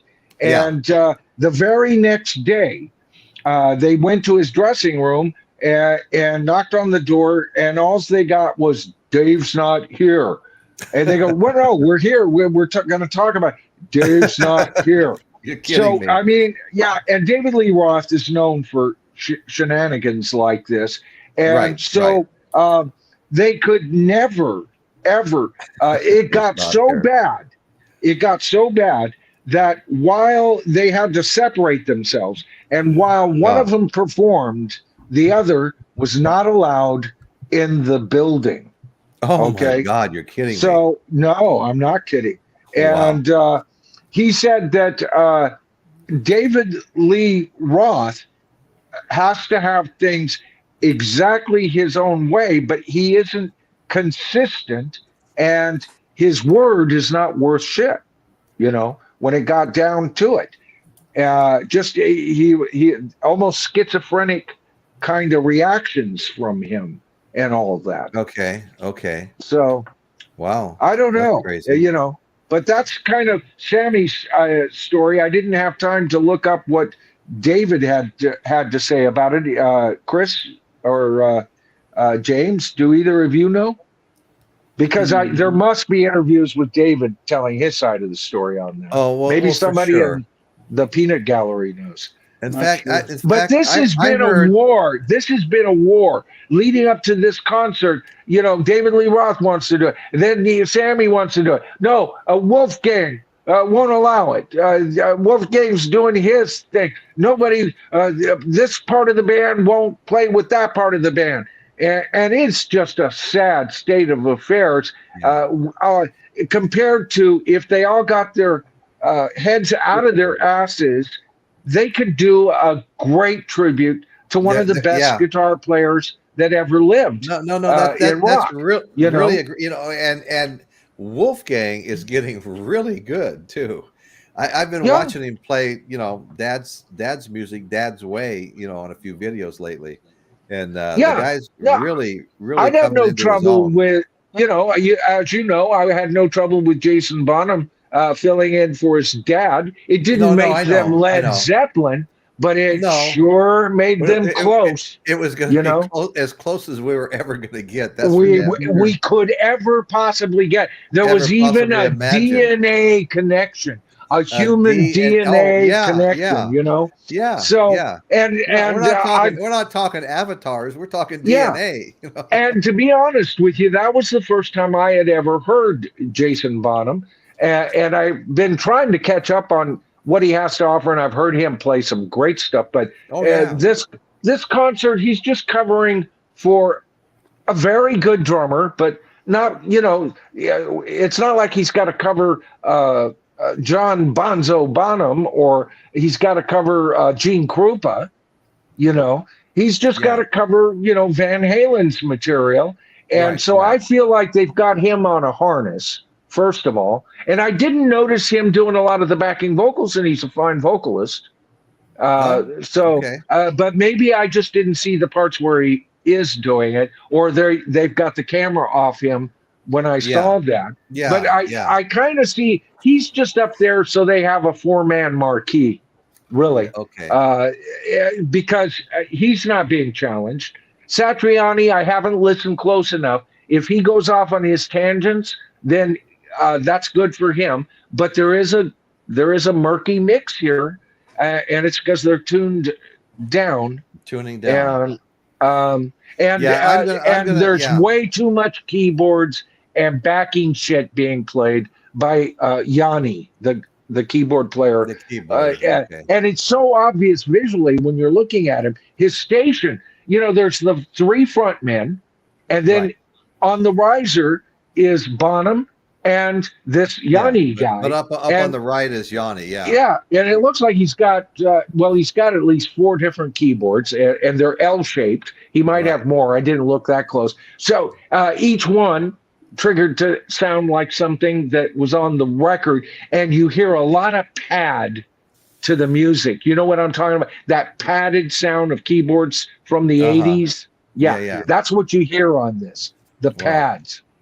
So that's my only criticism, but the keyboard player is actually it's a good thing, because he adds a little bit of sparkle to that murkiness I'm hearing with the bass and the guitars. All right. Okay. Not that Michael Anthony isn't playing some great bass. He is. I'm sorry to hear that it's gotten murky. Yeah. And as far as I can tell, his timing, oh God, they had some boom, boom, boom. And he hit it in the bass drum just so microsecond on, and I'm going, live. All right, they're keyed in, they're not messing around. Everybody up there is being serious. It's just they have less to offer this late in the game, I think. That's all. Hey, Michael, this question from Dan, I'm giving it to you because you do a lot of shows on this stuff. Yeah. Foghat, you know what? Foghat, Nazareth, I'd have to look into them. I only bought 1 album from them back in the day. I loved some of their stuff. All right, first of all, but I like both of them.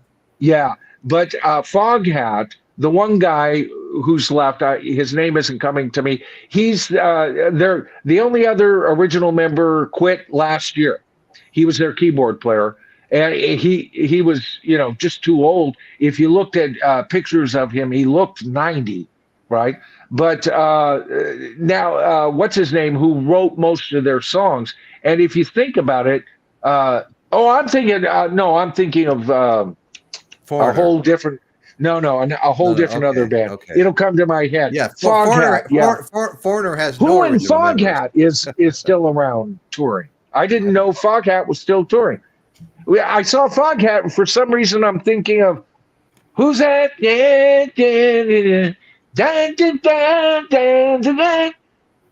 That's that group. I can't picture it. Oh, good Lord. I saw Foghat about 9 or 10 years ago. They were good then. Yeah, they're really good. At a local blues fest, they were here playing one of the blues fests. But who's in it? Who's in it? I wouldn't know their original members from new members at all. So I like their music, but I have no idea who. I liked early Foghat. I really did. Yeah, me too. Me too. They were big. Slow ride. That would be another band like Traffic. Do a video on Traffic, Foghat. The bands that people don't quite remember that everybody. Oh, Black Oak, Arkansas. Yeah. These bands. I just bought a couple of Grand Funk Railroad albums about a month, 2 or 3 weeks ago. Yeah, but to me, Grand Funk is a major band. But you know what I mean? They're superstar status. I'm talking about the bands that sold in. These are bands that put out albums that, like, the more serious album collectors always had. Maybe not all the girls. Because back in my day, girls and guys bought albums. Girls often bought like 45s, but I knew plenty of girls who bought full albums. And of course, the girls would buy like Tapestry. The Beatles. I know a few women who actually bought Led Zeppelin, but buying the shit out of albums. I remember Lori coming in. We were at a party and Lori came in, and it was one of them crazy parties where the record album was being used for the top of the pipe with 8 hoses, right? Yeah. And Lori walks in and she's carrying a Frank Zappa album she just bought with him sitting on the toilet, Yeah. And she's giggling and stuff, saying how much fun it was to listen to. Right. Crazy this guy was. I mean, this is going back to like 1970. Yeah, and speaking of traffic, Low Spark, especially in those days. Oh God, I just love that album because it covers the gambit. And the track Low Spark and the High Heel Boys, the album cover isn't even square. It came in it's not even an octangle. They had a couple of corners cut off, and they had a real nice 3D album cover. I consider it one of the greatest album covers in rock. And I knew plenty of women who owned that album, and they would put that album on as they would do dishes or prep a meal or clean their apartment or whatever. They loved it. I come over to their house, they'd be friends of mine, and they'd have that on. Right. So Paul these here, are Paul albums here people don't talk about anymore. Paul here is certainly preaching to the choir. Some of these older rockers. Yes, it is, Paul. You're right. Retire with grace. That comes up a lot. That comes up a lot, doesn't it, Michael? Well, in my latest video, I say, what is it about today's concert goers that don't want to face mortality? This is the era of franchise bands. Like we have bands that, like Foreigner, not a single. Mick Jones doesn't show up anymore. He can't. And they're touring. They're talking about touring another 3 years.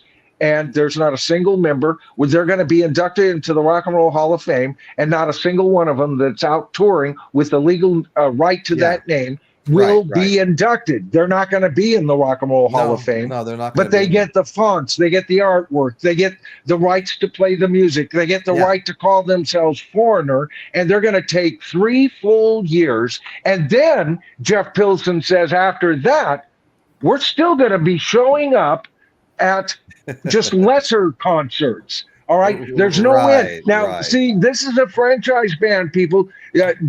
I say it in my video. Don't come to my cocktail party and say you've seen Foreigner if you go and see these guys. That's not. Oh, I know. Foreigner. Well, Raymond's making that point. Raymond's making that point. They're just tribute bands. I even say in my video that they're worse than a tribute band. They're beneath tribute bands, right? Yes, a franchise band is a band beneath. I love good tribute bands. They're honest. Hi, our name is Hot Blooded, and we sound just like, right? That's an honest deal. I'll go see them. I'll pay $50 to see a top Foreigner tribute band any freaking day. That would be a wonderful concert and experience. I wouldn't pay 5 cents to see these monkeys. And guess what? Your new actors, see, they're a franchise. They're not as good as a tribute band. Being a mere franchise band, they tie with Kiss, who, when you see them live next time, they won't be alive. They will be avatars. They're tied with ABBA, a bunch of robotic avatars. Nobody's up there, folks, but you'll go and see them, won't you? Are you not entertained? Shame on us. Shame on us all. Hey, Michael. Good Lord. We've got fans here wanting you to talk about the new Deep Purple album, if you don't mind. I love it. I love it. As a matter of fact, folks, I've even got it over on my channel. It's the I've got it tagged for those who are not my subscribers as the first video to see. It's done relatively well. It's gotten about it's on its way to 8,000, 7.6 at last check. So it's gotten a lot of views. I'm real proud of that video because I give each and every song, you'll see a rollover on what it is. And I gave it a 1 to 5 star rating, each song out of the 13 songs. 2 of the songs, you'll have to watch it to find out which ones. I'm a shameless promoter. But of the songs got what I consider 3. Now, to me, a 3, if a 3 song on an album happens on a 3 song on one side, a 3 song on the other side, and the rest of the album's great, that's going to be a good album. All right. The others either got a 4, or 2 of the ones that got 4s got 4.5, and the remaining, I think 5 of the songs, I gave 5 stars. I gave the album in general an A-, and that's me being hypercritical on it, and that makes it. I don't consider it a classic rock masterpiece, but I consider it a classic rock album, a solid album that everybody, especially if you're a Deep Purple fan, should have in your collection. It's a wonderful album, and Simon McBride has offered nothing but a transfusion to this band. This band still has something to say. Yeah. Wonderful. Wonderful. You know, I want to There's a miracle for you, Royce. Right on. You know, that's a miracle right there. Yeah, I mean, you know, especially this year. Think about it. Last year, we were covering such great albums as Mirror to the Sky, Hackneyed Diamonds, Midnight Rose by Paul Rogers, just before Patient Number 9. We had a plethora of great albums. This year, it's been lean. It's been lean. But this has been the golden spot. How about the keyboard player and the keyboards on the Deep Purple album? I was kind of blown away with that. Don Airy. Yeah. He's been with the group for a while during the Steve Morse period. And since I was not a major Steve Morse fan and I dropped away from listening to them during his period, but I'm re-listening because now I hear Airy with Simon, and Simon really freaking impresses me. And the two of them, my only criticism why this wouldn't be a masterpiece is, you know, they go to the trouble, you know, first of all, don't think Airy's going to sound like John Lord on every cut, although there are about 5 or 6 cuts he does because he's playing the organ, but often he's playing synthesizers and other keyboard parts, and he trades riffs with Simon McBride. Okay, so you got Airy and McBride trading riffs, whereas the Deep Purple Mark II that I like with Ritchie Blackmore and John Lord, they would trade riffs and then they'd intertwine, both playing this massive crescendo and bigger. But one of the reasons they don't do that is they also keep these songs short. I think there's one song close to 5 minutes, maybe slightly over, slightly under. All of these songs are pretty short and to the point. And all of them are Class A rockers. Even the threes are pretty damn good rockers, you know. There's only 2 slow songs. One of them I gave a 3. That's the one of the ones, it's toward the end of the album, that I would have not included. Those 2 I wouldn't have included, made it a single album. It is a single album, but you can't put it out as a single album on vinyl because of its 51-minute length. All right. So what they had to do is split that. And so since they did that, they also made it a 45 RPM album, which you have to go to the extra step. Okay, 45. But other than that, and you have shorter sides because of that. Yeah, I'm seeing a lot of that now on the double albums. So those are my criticisms over the album as far as physical media go. But I would imagine on CD, if that's your media, or I listened to it also before mine arrived. I was listening to it because mine was a day late on iTunes, and it sounded, you know, no problem. But I did note, and I said this in my video, I did note toward the end of the album, I'm feeling like, okay, it could end any time now. You know, this has been a good ride, but it's kind of another loop. Okay, you know, but so I think it's 2 songs too long, and if those 2 threes were taken off, then we might be talking about a masterpiece, you know.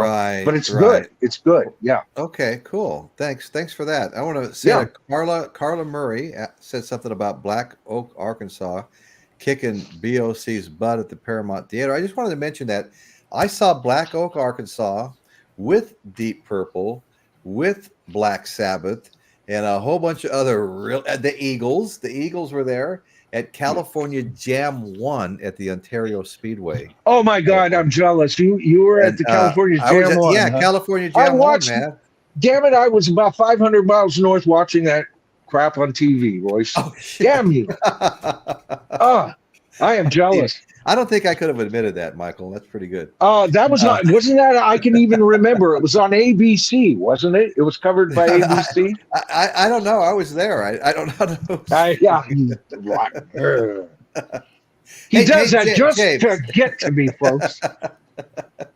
Hey, James, are you a Van Halen fan? Do you have Van Halen albums or? No. But my friend had 1984. I remember that. Oh yeah, yeah. I've got that one. I think I have maybe 7 Van Halen albums. I think, yeah, and even more CDs. You know, I mean, 5150. I had For Unlawful Carnal Knowledge, FUCK, For Unlawful Carnal Knowledge. I really like that album too. You know, there was a lot of good stuff. They had a lot of good stuff. But I thought I liked the song "Jump," but I thought it was overplayed. Yeah, on the radio. Oh, for sure. Yeah, yeah. But I'll tell you, I agree with you a little bit, James. As the song would go, you'd go, okay, I know. But when those sparkly thang, thang, thang, thang, thang goes, starts that song, you can't help but keep listening, right? Mm-hmm. It was such a sparkly single for them. Yeah, it had a sparkly sound. Yeah, Carla, I've really gotten into Zappa lately. I just bought Freak Out, Zappa's Freak Out, which was highly regarded. Even Paul McCartney mentioned something that they were coming out with, and he said it'll be our Freak Out. Anyway, so I'm getting into. Oh, Zappa I'm sure Zappa was right up McCartney's alley back in those days. After all, yeah, exactly. It was. Everybody gives John Lennon the credit for being the artsy Beatle. It was actually McCartney that was into the underground art scene and really on to who's the latest. That's why he was right on to Jimi Hendrix and Zappa. Yeah, Zappa was amazing. I did a story about Zappa giving Alice Cooper his first big start, gave him a 3-record deal on one of Zappa's 2 record labels.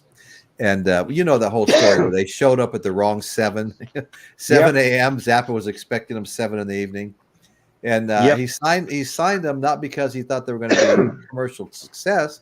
He was looking for bands that were very, very different, like he was. He was different. But Alice Cooper goes on to say that he was standing in front of the stage one night at one of the clubs in L.A., and I don't know if it was a whiskey. I don't think it was a whiskey. It was one of the other ones. But Jimi Hendrix was on stage.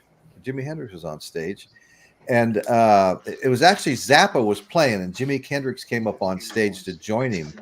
And Hendrix, according to Alice Cooper, Hendrix walked up on stage, and Zappa turned and looked at him and started playing Hendrix. And according to Alice, Hendrix was blown away at how good he was. He didn't realize how good Zappa was. Wow! And if you watch any Zappa videos, Zappa's not always playing. There's an orchestra there. He's like a band leader. He's giving signals and stuff like that. Then all of a sudden, he'll pull that guitar neck up, and he is absolutely amazing. And until you see it, you don't hardly believe it. But he's really good. Wow. Yeah. Hey, you know what, Royce? You were talking about the Whiskey A Go-Go. I was over watching the stream with Dusty Spins. He was talking. Oh, were you? Okay. He's been to the Whiskey A Go-Go, and he was saying it's really a shitty little place. I mean, it is a shitty little. No. Yeah, but it's a little nothing. It has 2 doors, one for the audience to get in, and one load-up door, and they're practically next to each other. And you have to go upstairs to the dressing room, and you walk down the stairs to the stage. He gave a wonderful, kind of. I love it when Dusty talks from his, from his gut and everything. Sometimes he's a good storyteller. He really is. Yeah. And he was talking all about it and everything. And I could just, I was right there with him because I've seen photos. I've never been there.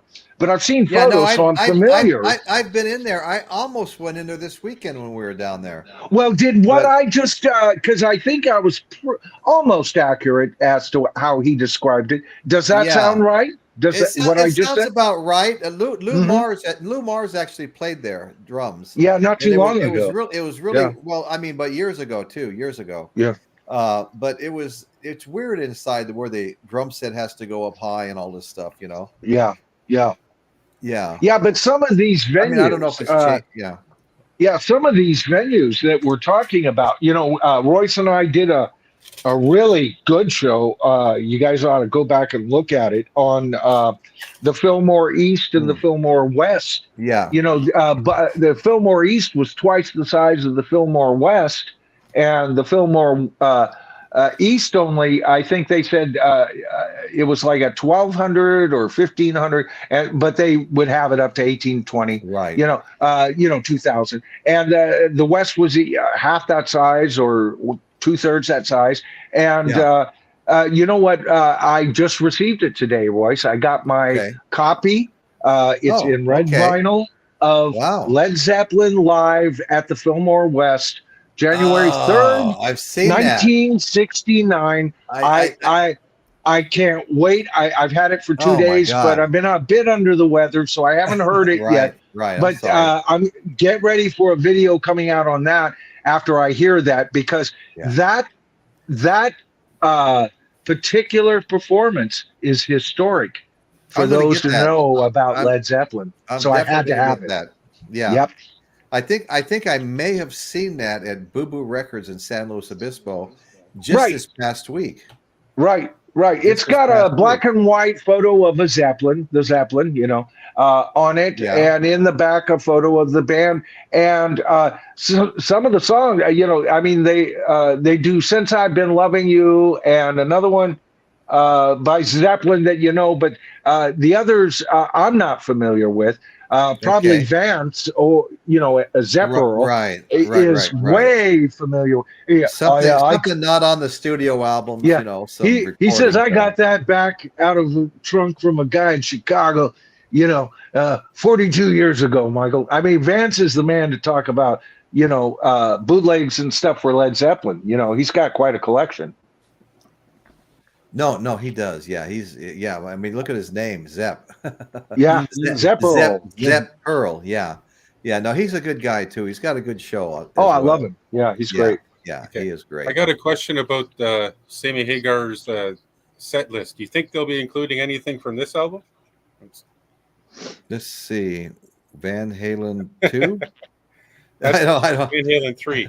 Van Halen That's 3. The one with Gary Sharon. That's the one they did right after. You know what? I don't think so. It's actually not an overly bad album. There's a couple of I'm sure it's not. I've had to warm up to some of the.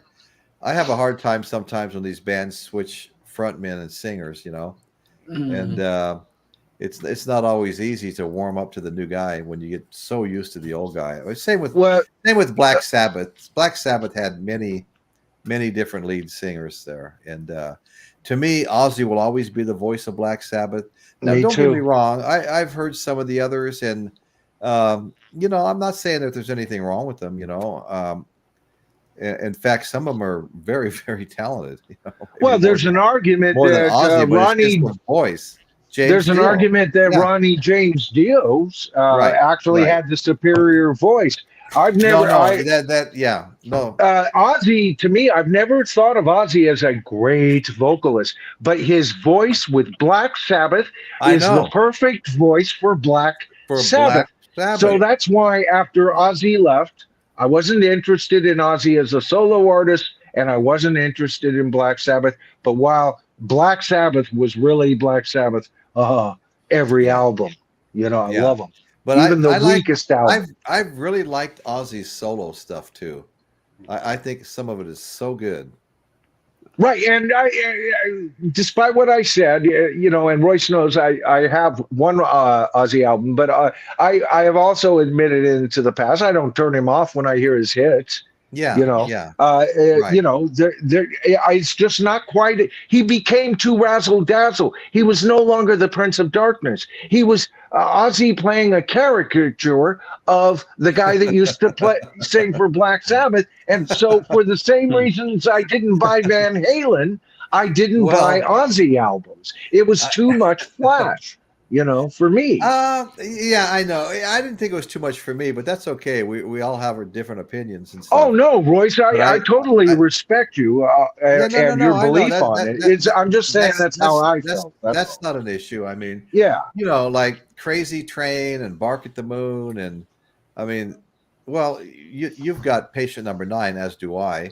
Oh, but I like No More Tears. I mean, I don't think there's an Ozzy solo album that I don't like. What do you think of Osmosis? Oh, let me think. I don't have that one. It's got the song "See You on the Other Side."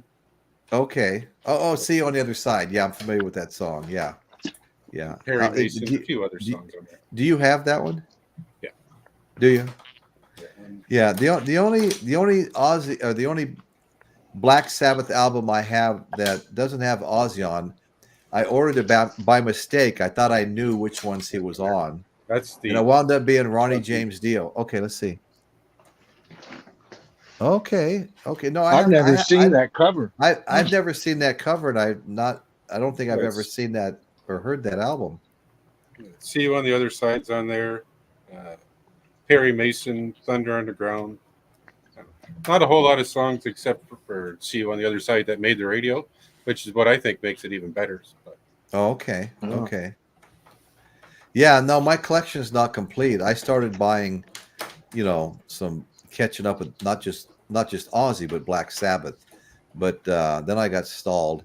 I think I might have a total of maybe between Black Sabbath and Ozzy 8 to 10 albums. Wow. All right. Yeah. Black Sabbath will be one of the, as you know, I'm recollecting vinyl, and Sabbath will be one of the, first bands that will start going back again. Yeah. Paranoid, as you know, was integral to my life, Royce. Mine too. I was born in North Carolina, but I was pretty much raised. By the time I was 2, we were in California. By the time I was 17, I was a wayward son, way out of control. So my mom sent me to go live with my grandma in Waynesville, North Carolina, which is where I was born. And so I spent a year back there, Tuscola High School, and I bought 3 albums that absolutely changed my life. And one of them was Paranoid. The other 2 was Harvest by Neil Young and Killer by Alice Cooper. It opened my mind to a whole different type of rock and accepting acoustic driven music as rock as well. So those 3 albums were pivotal. And so Black Sabbath, even though I would choose them like as my third favorite of the holy trinity of bands, Led Zeppelin number 1, Deep Purple number 2, Black Sabbath. Black Sabbath is still extremely important to me, but only with Ozzy. Only with Well, that's kind of how I feel too. Yeah. To me, and I love Ronnie's voice. He's got a great voice, but I didn't like very, very talented. Yes. Yeah, I didn't like his voice took Tony in different directions. And that's not Sabbath. It didn't sound like Sabbath to me anymore. I hear exactly what you're saying. Yes. Well, and Ian Gillan didn't help the band either. I was just going to say, I got Sabbath. I got all the Ozzy albums, including 13. I got all 3 Dio albums, and I have Born Again with Ian Gillan. Oh, do you have Born Again? Because that's the one. I've never heard it. But that's the one when I did my research on it, because I did a gag. I said, well, if you think this is such and such, you are either sadly mistaken or you are a former lead singer of Black Sabbath and the lead singer of their very worst album. And then I put Born Again up on the thing. But it was kind of a joke only because I had read nobody likes that album. You like it? You got to take it away. Pretend it's not a Black Sabbath album. Take it as an independent album on its own. Yeah, it's good. If you look at it in, that's interesting. This is Black Sabbath. It might not fit their catalog, but if you just as an independent album itself, it's pretty good. Well, and that makes sense, Chris, because originally it wasn't supposed to be a Black Sabbath album. The record company made them use the Black Sabbath moniker. Yeah, it was supposed to be Ian Gillan said he didn't know he was in Black Sabbath until he was in Black Sabbath. He was doing. They were going to call themselves something else. I forget. Maybe you remember. I know it was initially going to be a Tony Iommi's solo album, and then, like you said, the record company forced him to make it Black Sabbath.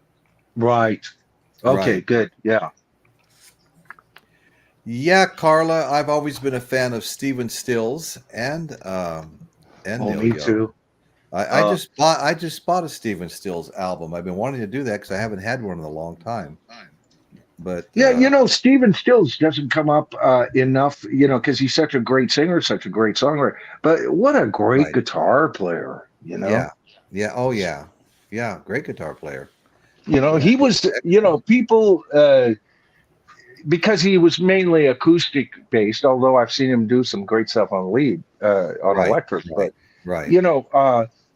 he's one of those guitar players that I consider in the league of Lindsey Buckingham, who people don't remember or give enough credit to. I mean, both of them are amazing guitar players. Yeah, no, that's exactly right. You mentioned that, Michael. Can I ask you a question? More and more. Did Lindsey Buckingham, was he Peter Green's replacement, or did they play at the same time before Peter Green left? Yeah, I'm trying to. No, Peter Green left. They replaced him with Bob Welch. Bob Welch was with them, and somewhere in between Bob Welch joining, or right after Bob Welch joining, or just before Bob Welch joining, this woman named Christine Perfect joined them, started sleeping around with the bass player, and pretty soon we knew her as Christine McVie, and they did a Mystery to Me, Bare Trees, and my second favorite Fleetwood Mac song of all time, Hypnotized, which was sang and written by Bob Welch. And then Bob Welch left, and Mick Fleetwood was in a studio and heard somehow either the tapes or somebody played him the album of the Buckingham and Nicks album, and he wanted Buckingham. He did not want Nicks, and Buckingham stood up for Nicks and said, if you're going to get me, you're going to get Nicks. And so they succumbed to him, For better or worse. Yeah, that's an interesting story, the whole beginning of that band. She needed to be there with all of my, I'm not a Nicks fan, except for as a songwriter and a singer. She's great, all right, but I don't like her as a person. I think she's trouble. I think she's been the trouble in that band. She's been most of the drama.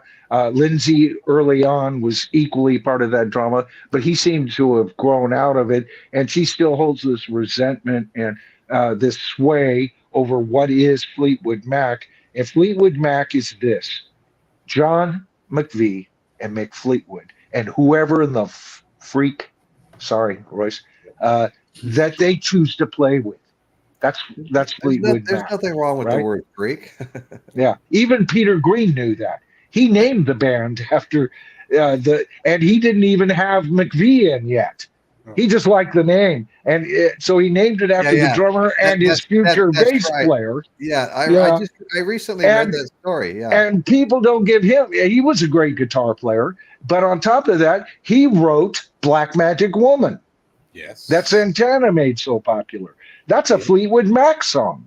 I didn't know that. That's not a Santana song, folks. That's a Santana.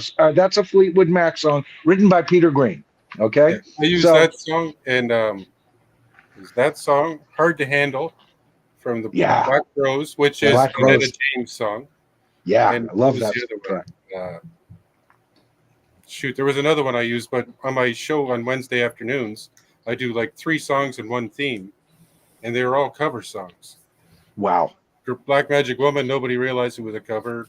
Yeah. Hard to Handle, everybody thought that was the Black Crowes original. That was Etta James. Yeah. You know, to this day, I thought that was them. I had that album. I may have known at one time. I'm usually good at going over, you know, the fine print, but I had long since forgotten. I thought that was, you know, by the Brothers. Wow. And that is a great track. I love that track too. Oh yeah.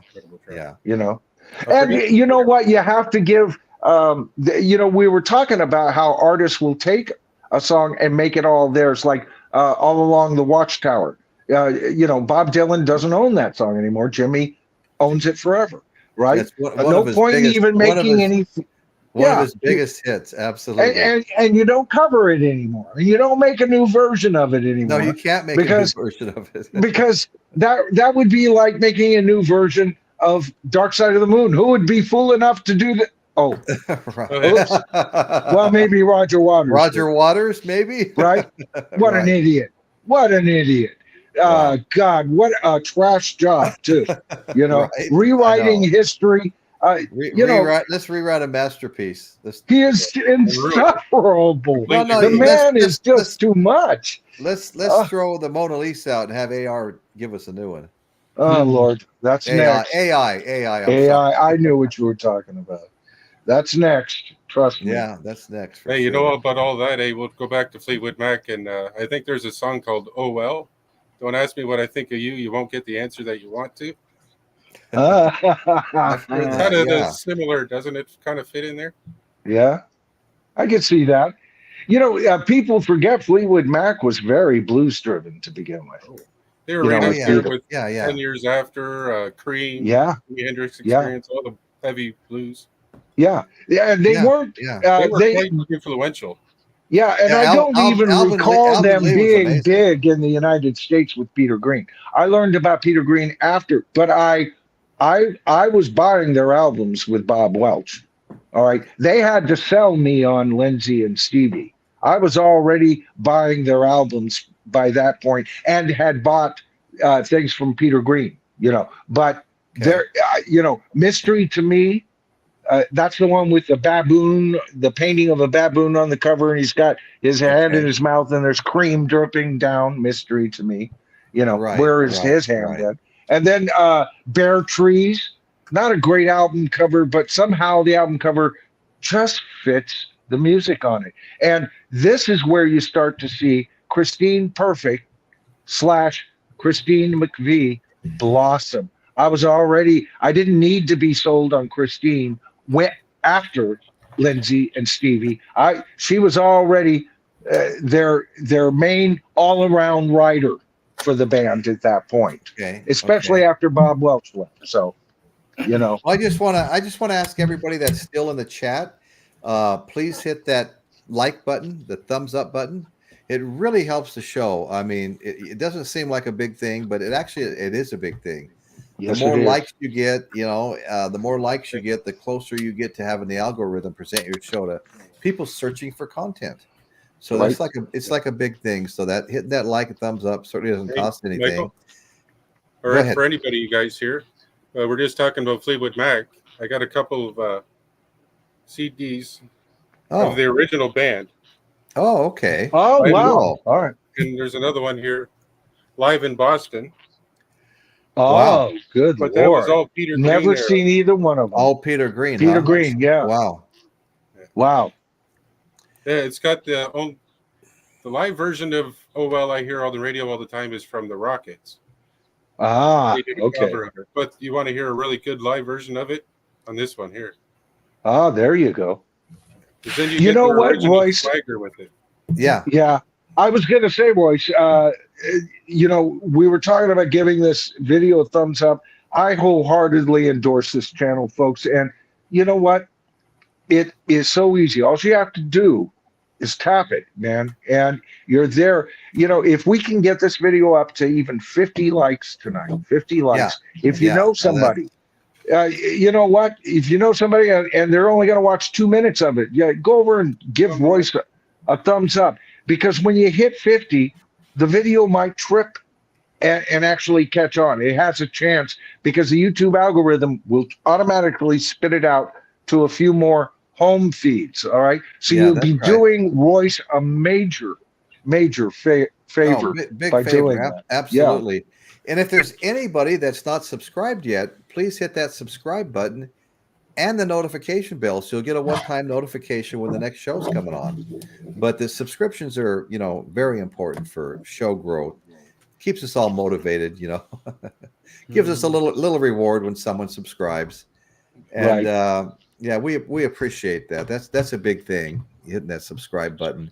Because Royce is right in between a real critical time of growth. He's had a phenomenal amount of growth, and he's. I remember sending off a comment on one of his videos that I guess I was even on, and I said 1,500. I mean, that's a big thing. We celebrated when he hit 1,000 because he became monetized, but 1,500 is halfway, and he's at 1,560 the last time I could tell, probably 60 something, and 60, ready to get 66 or so. Yeah. Yeah. So he's halfway. Plus 60 to 2,000. When he hits 2,000, that gives him twice the base. And so, guys, it's so easy. it is easy. Yeah, I do it all the time for people. And people do it for me too. If we're showing each other something we're doing on YouTube, the first thing I'll do is I'll whip my phone out and subscribe to it. I mean, it doesn't cost anything to subscribe. But this isn't even a deal on my channel, but if people subscribe to me, what I do is I hold their names off, and then I go into YouTube Studio and I check them off 8 at a time. At the end of every one of my videos are 8 brand new subscribers. I shout them out, right? And I'll never. I used to give more, and then I realized I was spending more time giving the shout outs than I was editing my videos. So I do 8 at a time. So if you subscribe, that's exactly right. Yeah. Yeah. You'll never know when your name will show up, but how I know and how I keep track of the people who have been shouted out is once I shout you out, I sub to you. All right. Now that's not a deal. You don't have to watch my channel or sub me to get me to sub to you. If I find your channel out there and I like what you see, I'll still sub to you. But I guarantee you that's what I do. And it's not like this deal, oh, please, and then I'll give you. No, it's just my way of saying thank you. And it's a very convenient way for me to tick off the people who I've shouted out. Because when you go into YouTube, you look at your subscribers and you look at who you subscribe to out of your subscribers, right? So I subscribe to everybody because my channel is this channel, how I've got it set up, is for exactly all of that. It's not for my private use. Yeah, it's or anything like that. So I put a members only or members first video up in my membership, and it was another Frank Zappa show. And it was the night Frank Zappa at the Whiskey A Go Go called out John Wayne and called him a Nazi in front of everybody. It's the whole story of how that came about, but it was kind of fun. And then you set it up to where it switches at some point to public at a date and time you picked, and it really wasn't working that well. I had to it didn't come up, and I had to mess with it 2 or 3 times, and it finally came up. But it was a fun show. It was the night Frank Zappa called John Wayne a Nazi at the Whiskey A Go Go. Yep. Yeah. Wow. But anyway, enough of all that, folks. Yeah, go ahead. I quickly finish this one. When I was listening to 3 songs that I played for covers, the other one I used was the Yardbirds' Train Kept a Rollin', which is a cover of Tiny Bradshaw and his orchestra from 1927, I think it says. Yeah. Just wanted to throw that in there, and finally the one I was thinking of clicked. And you can probably name 7 or 8 other Yardbird tunes, that were, if they don't go that far back, they go back to the 40s and the 50s for sure. Good Morning Little Schoolgirl, that goes back to the 50s.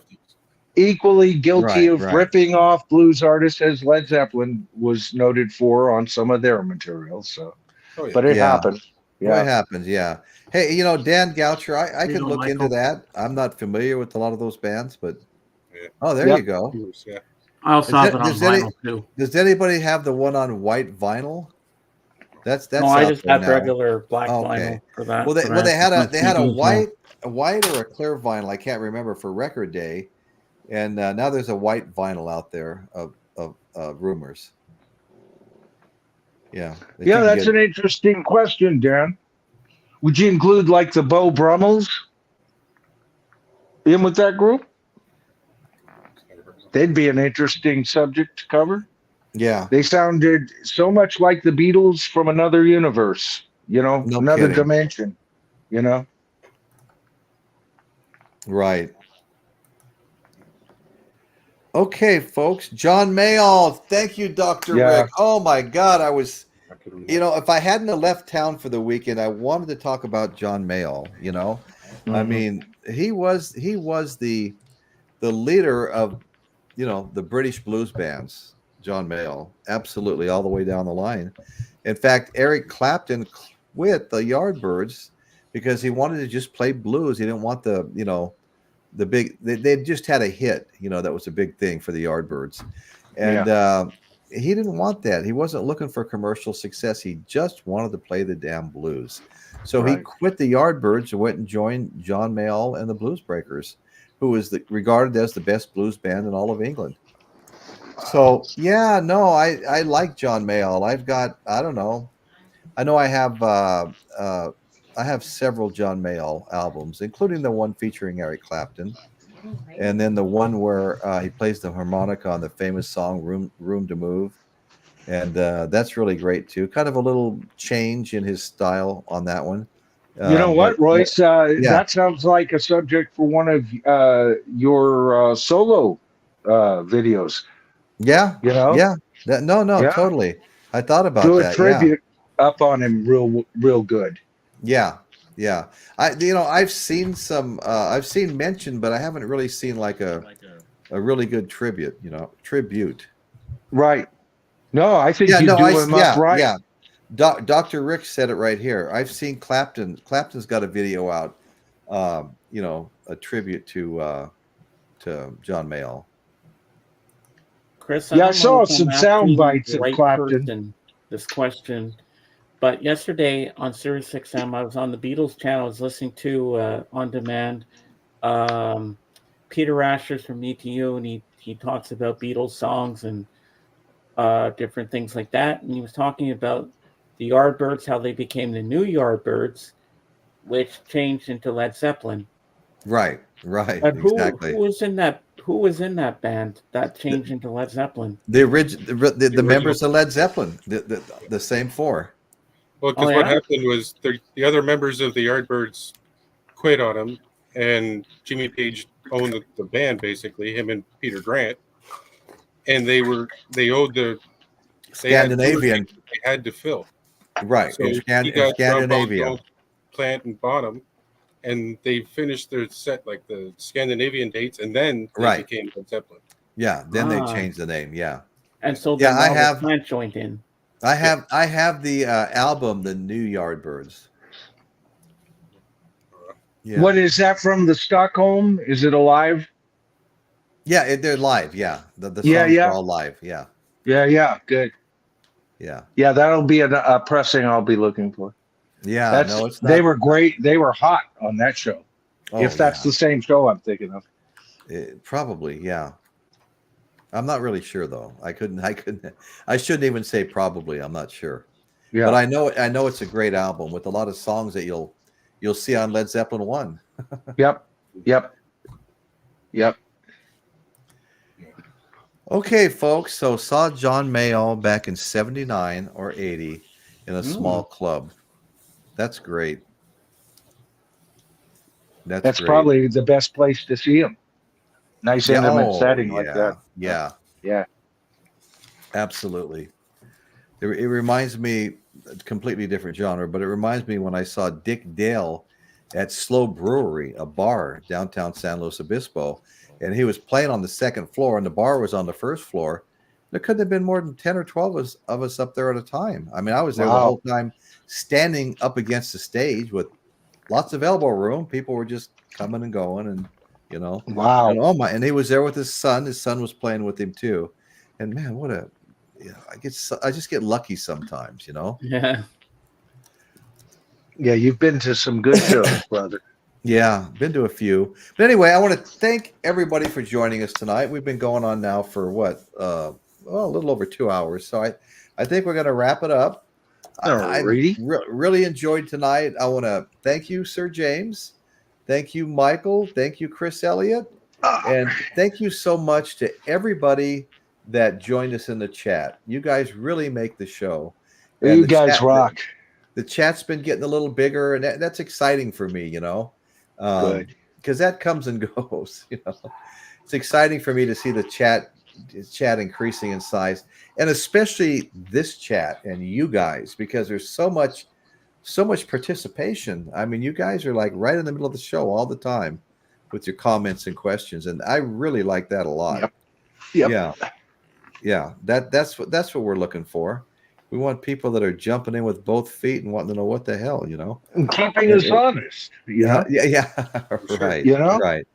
You hear bullshit? You call us on our bullshit. We don't care. Yeah. No skin off my nose. I've been wrong before. Oh, for sure. You know, I'll be wrong again. Once or twice, you know. Yeah. We all make mistakes. There's a lot to learn here, you know. Sometimes that's what life is, Royce. You know, that's it's the great school, and the second you stop learning, you know, you're dead. Isn't that the truth, right? And there's a lot of walking dead in the world today. Walking dead. Yeah. You know, if you can't learn something new, if you can't learn something new that you didn't know, you know, last week. Right. You know, are you really living? I mean, think about your youth and all the everything. Well, you know, it's, you know, your energies, your very DNA would call out to you, yes, explore and everything. And that tendency diminishes with age, but you don't have to fall for it, folks. Well, I tell you what, though, not if you're doing a podcast. You know? Stay alive. I mean, you thrive. You almost can't learn enough, you know. Right. But anyway, so thanks, guys. Thanks, Michael, Chris, Sir James, everybody in the chat once again. Thank you all again. And we're going to sign off and look forward to seeing you next week. Piccolina the cat, how you doing? Love that kitty of yours. Love that. Go check out Piccolina the cat. She's got a YouTube show, and she's got this beautiful, you can see a picture of it there, black and white cat, and that cat is the star of the show. It's fun to watch. Piccolina shows up over in my I think she's actually a subscriber, or he. You know, you never know.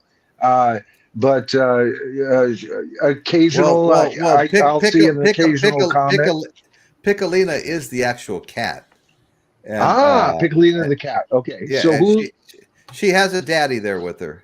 Yeah. Okay. There you go. Yeah. And it's fun to check. But thank you. Nice compliment there. Yeah. All right, guys. Well, thank you so much. And all right, Royce. That's what's going on in Royce's world today. Good night, everybody. Good night, folks. Good night, everybody. Good night.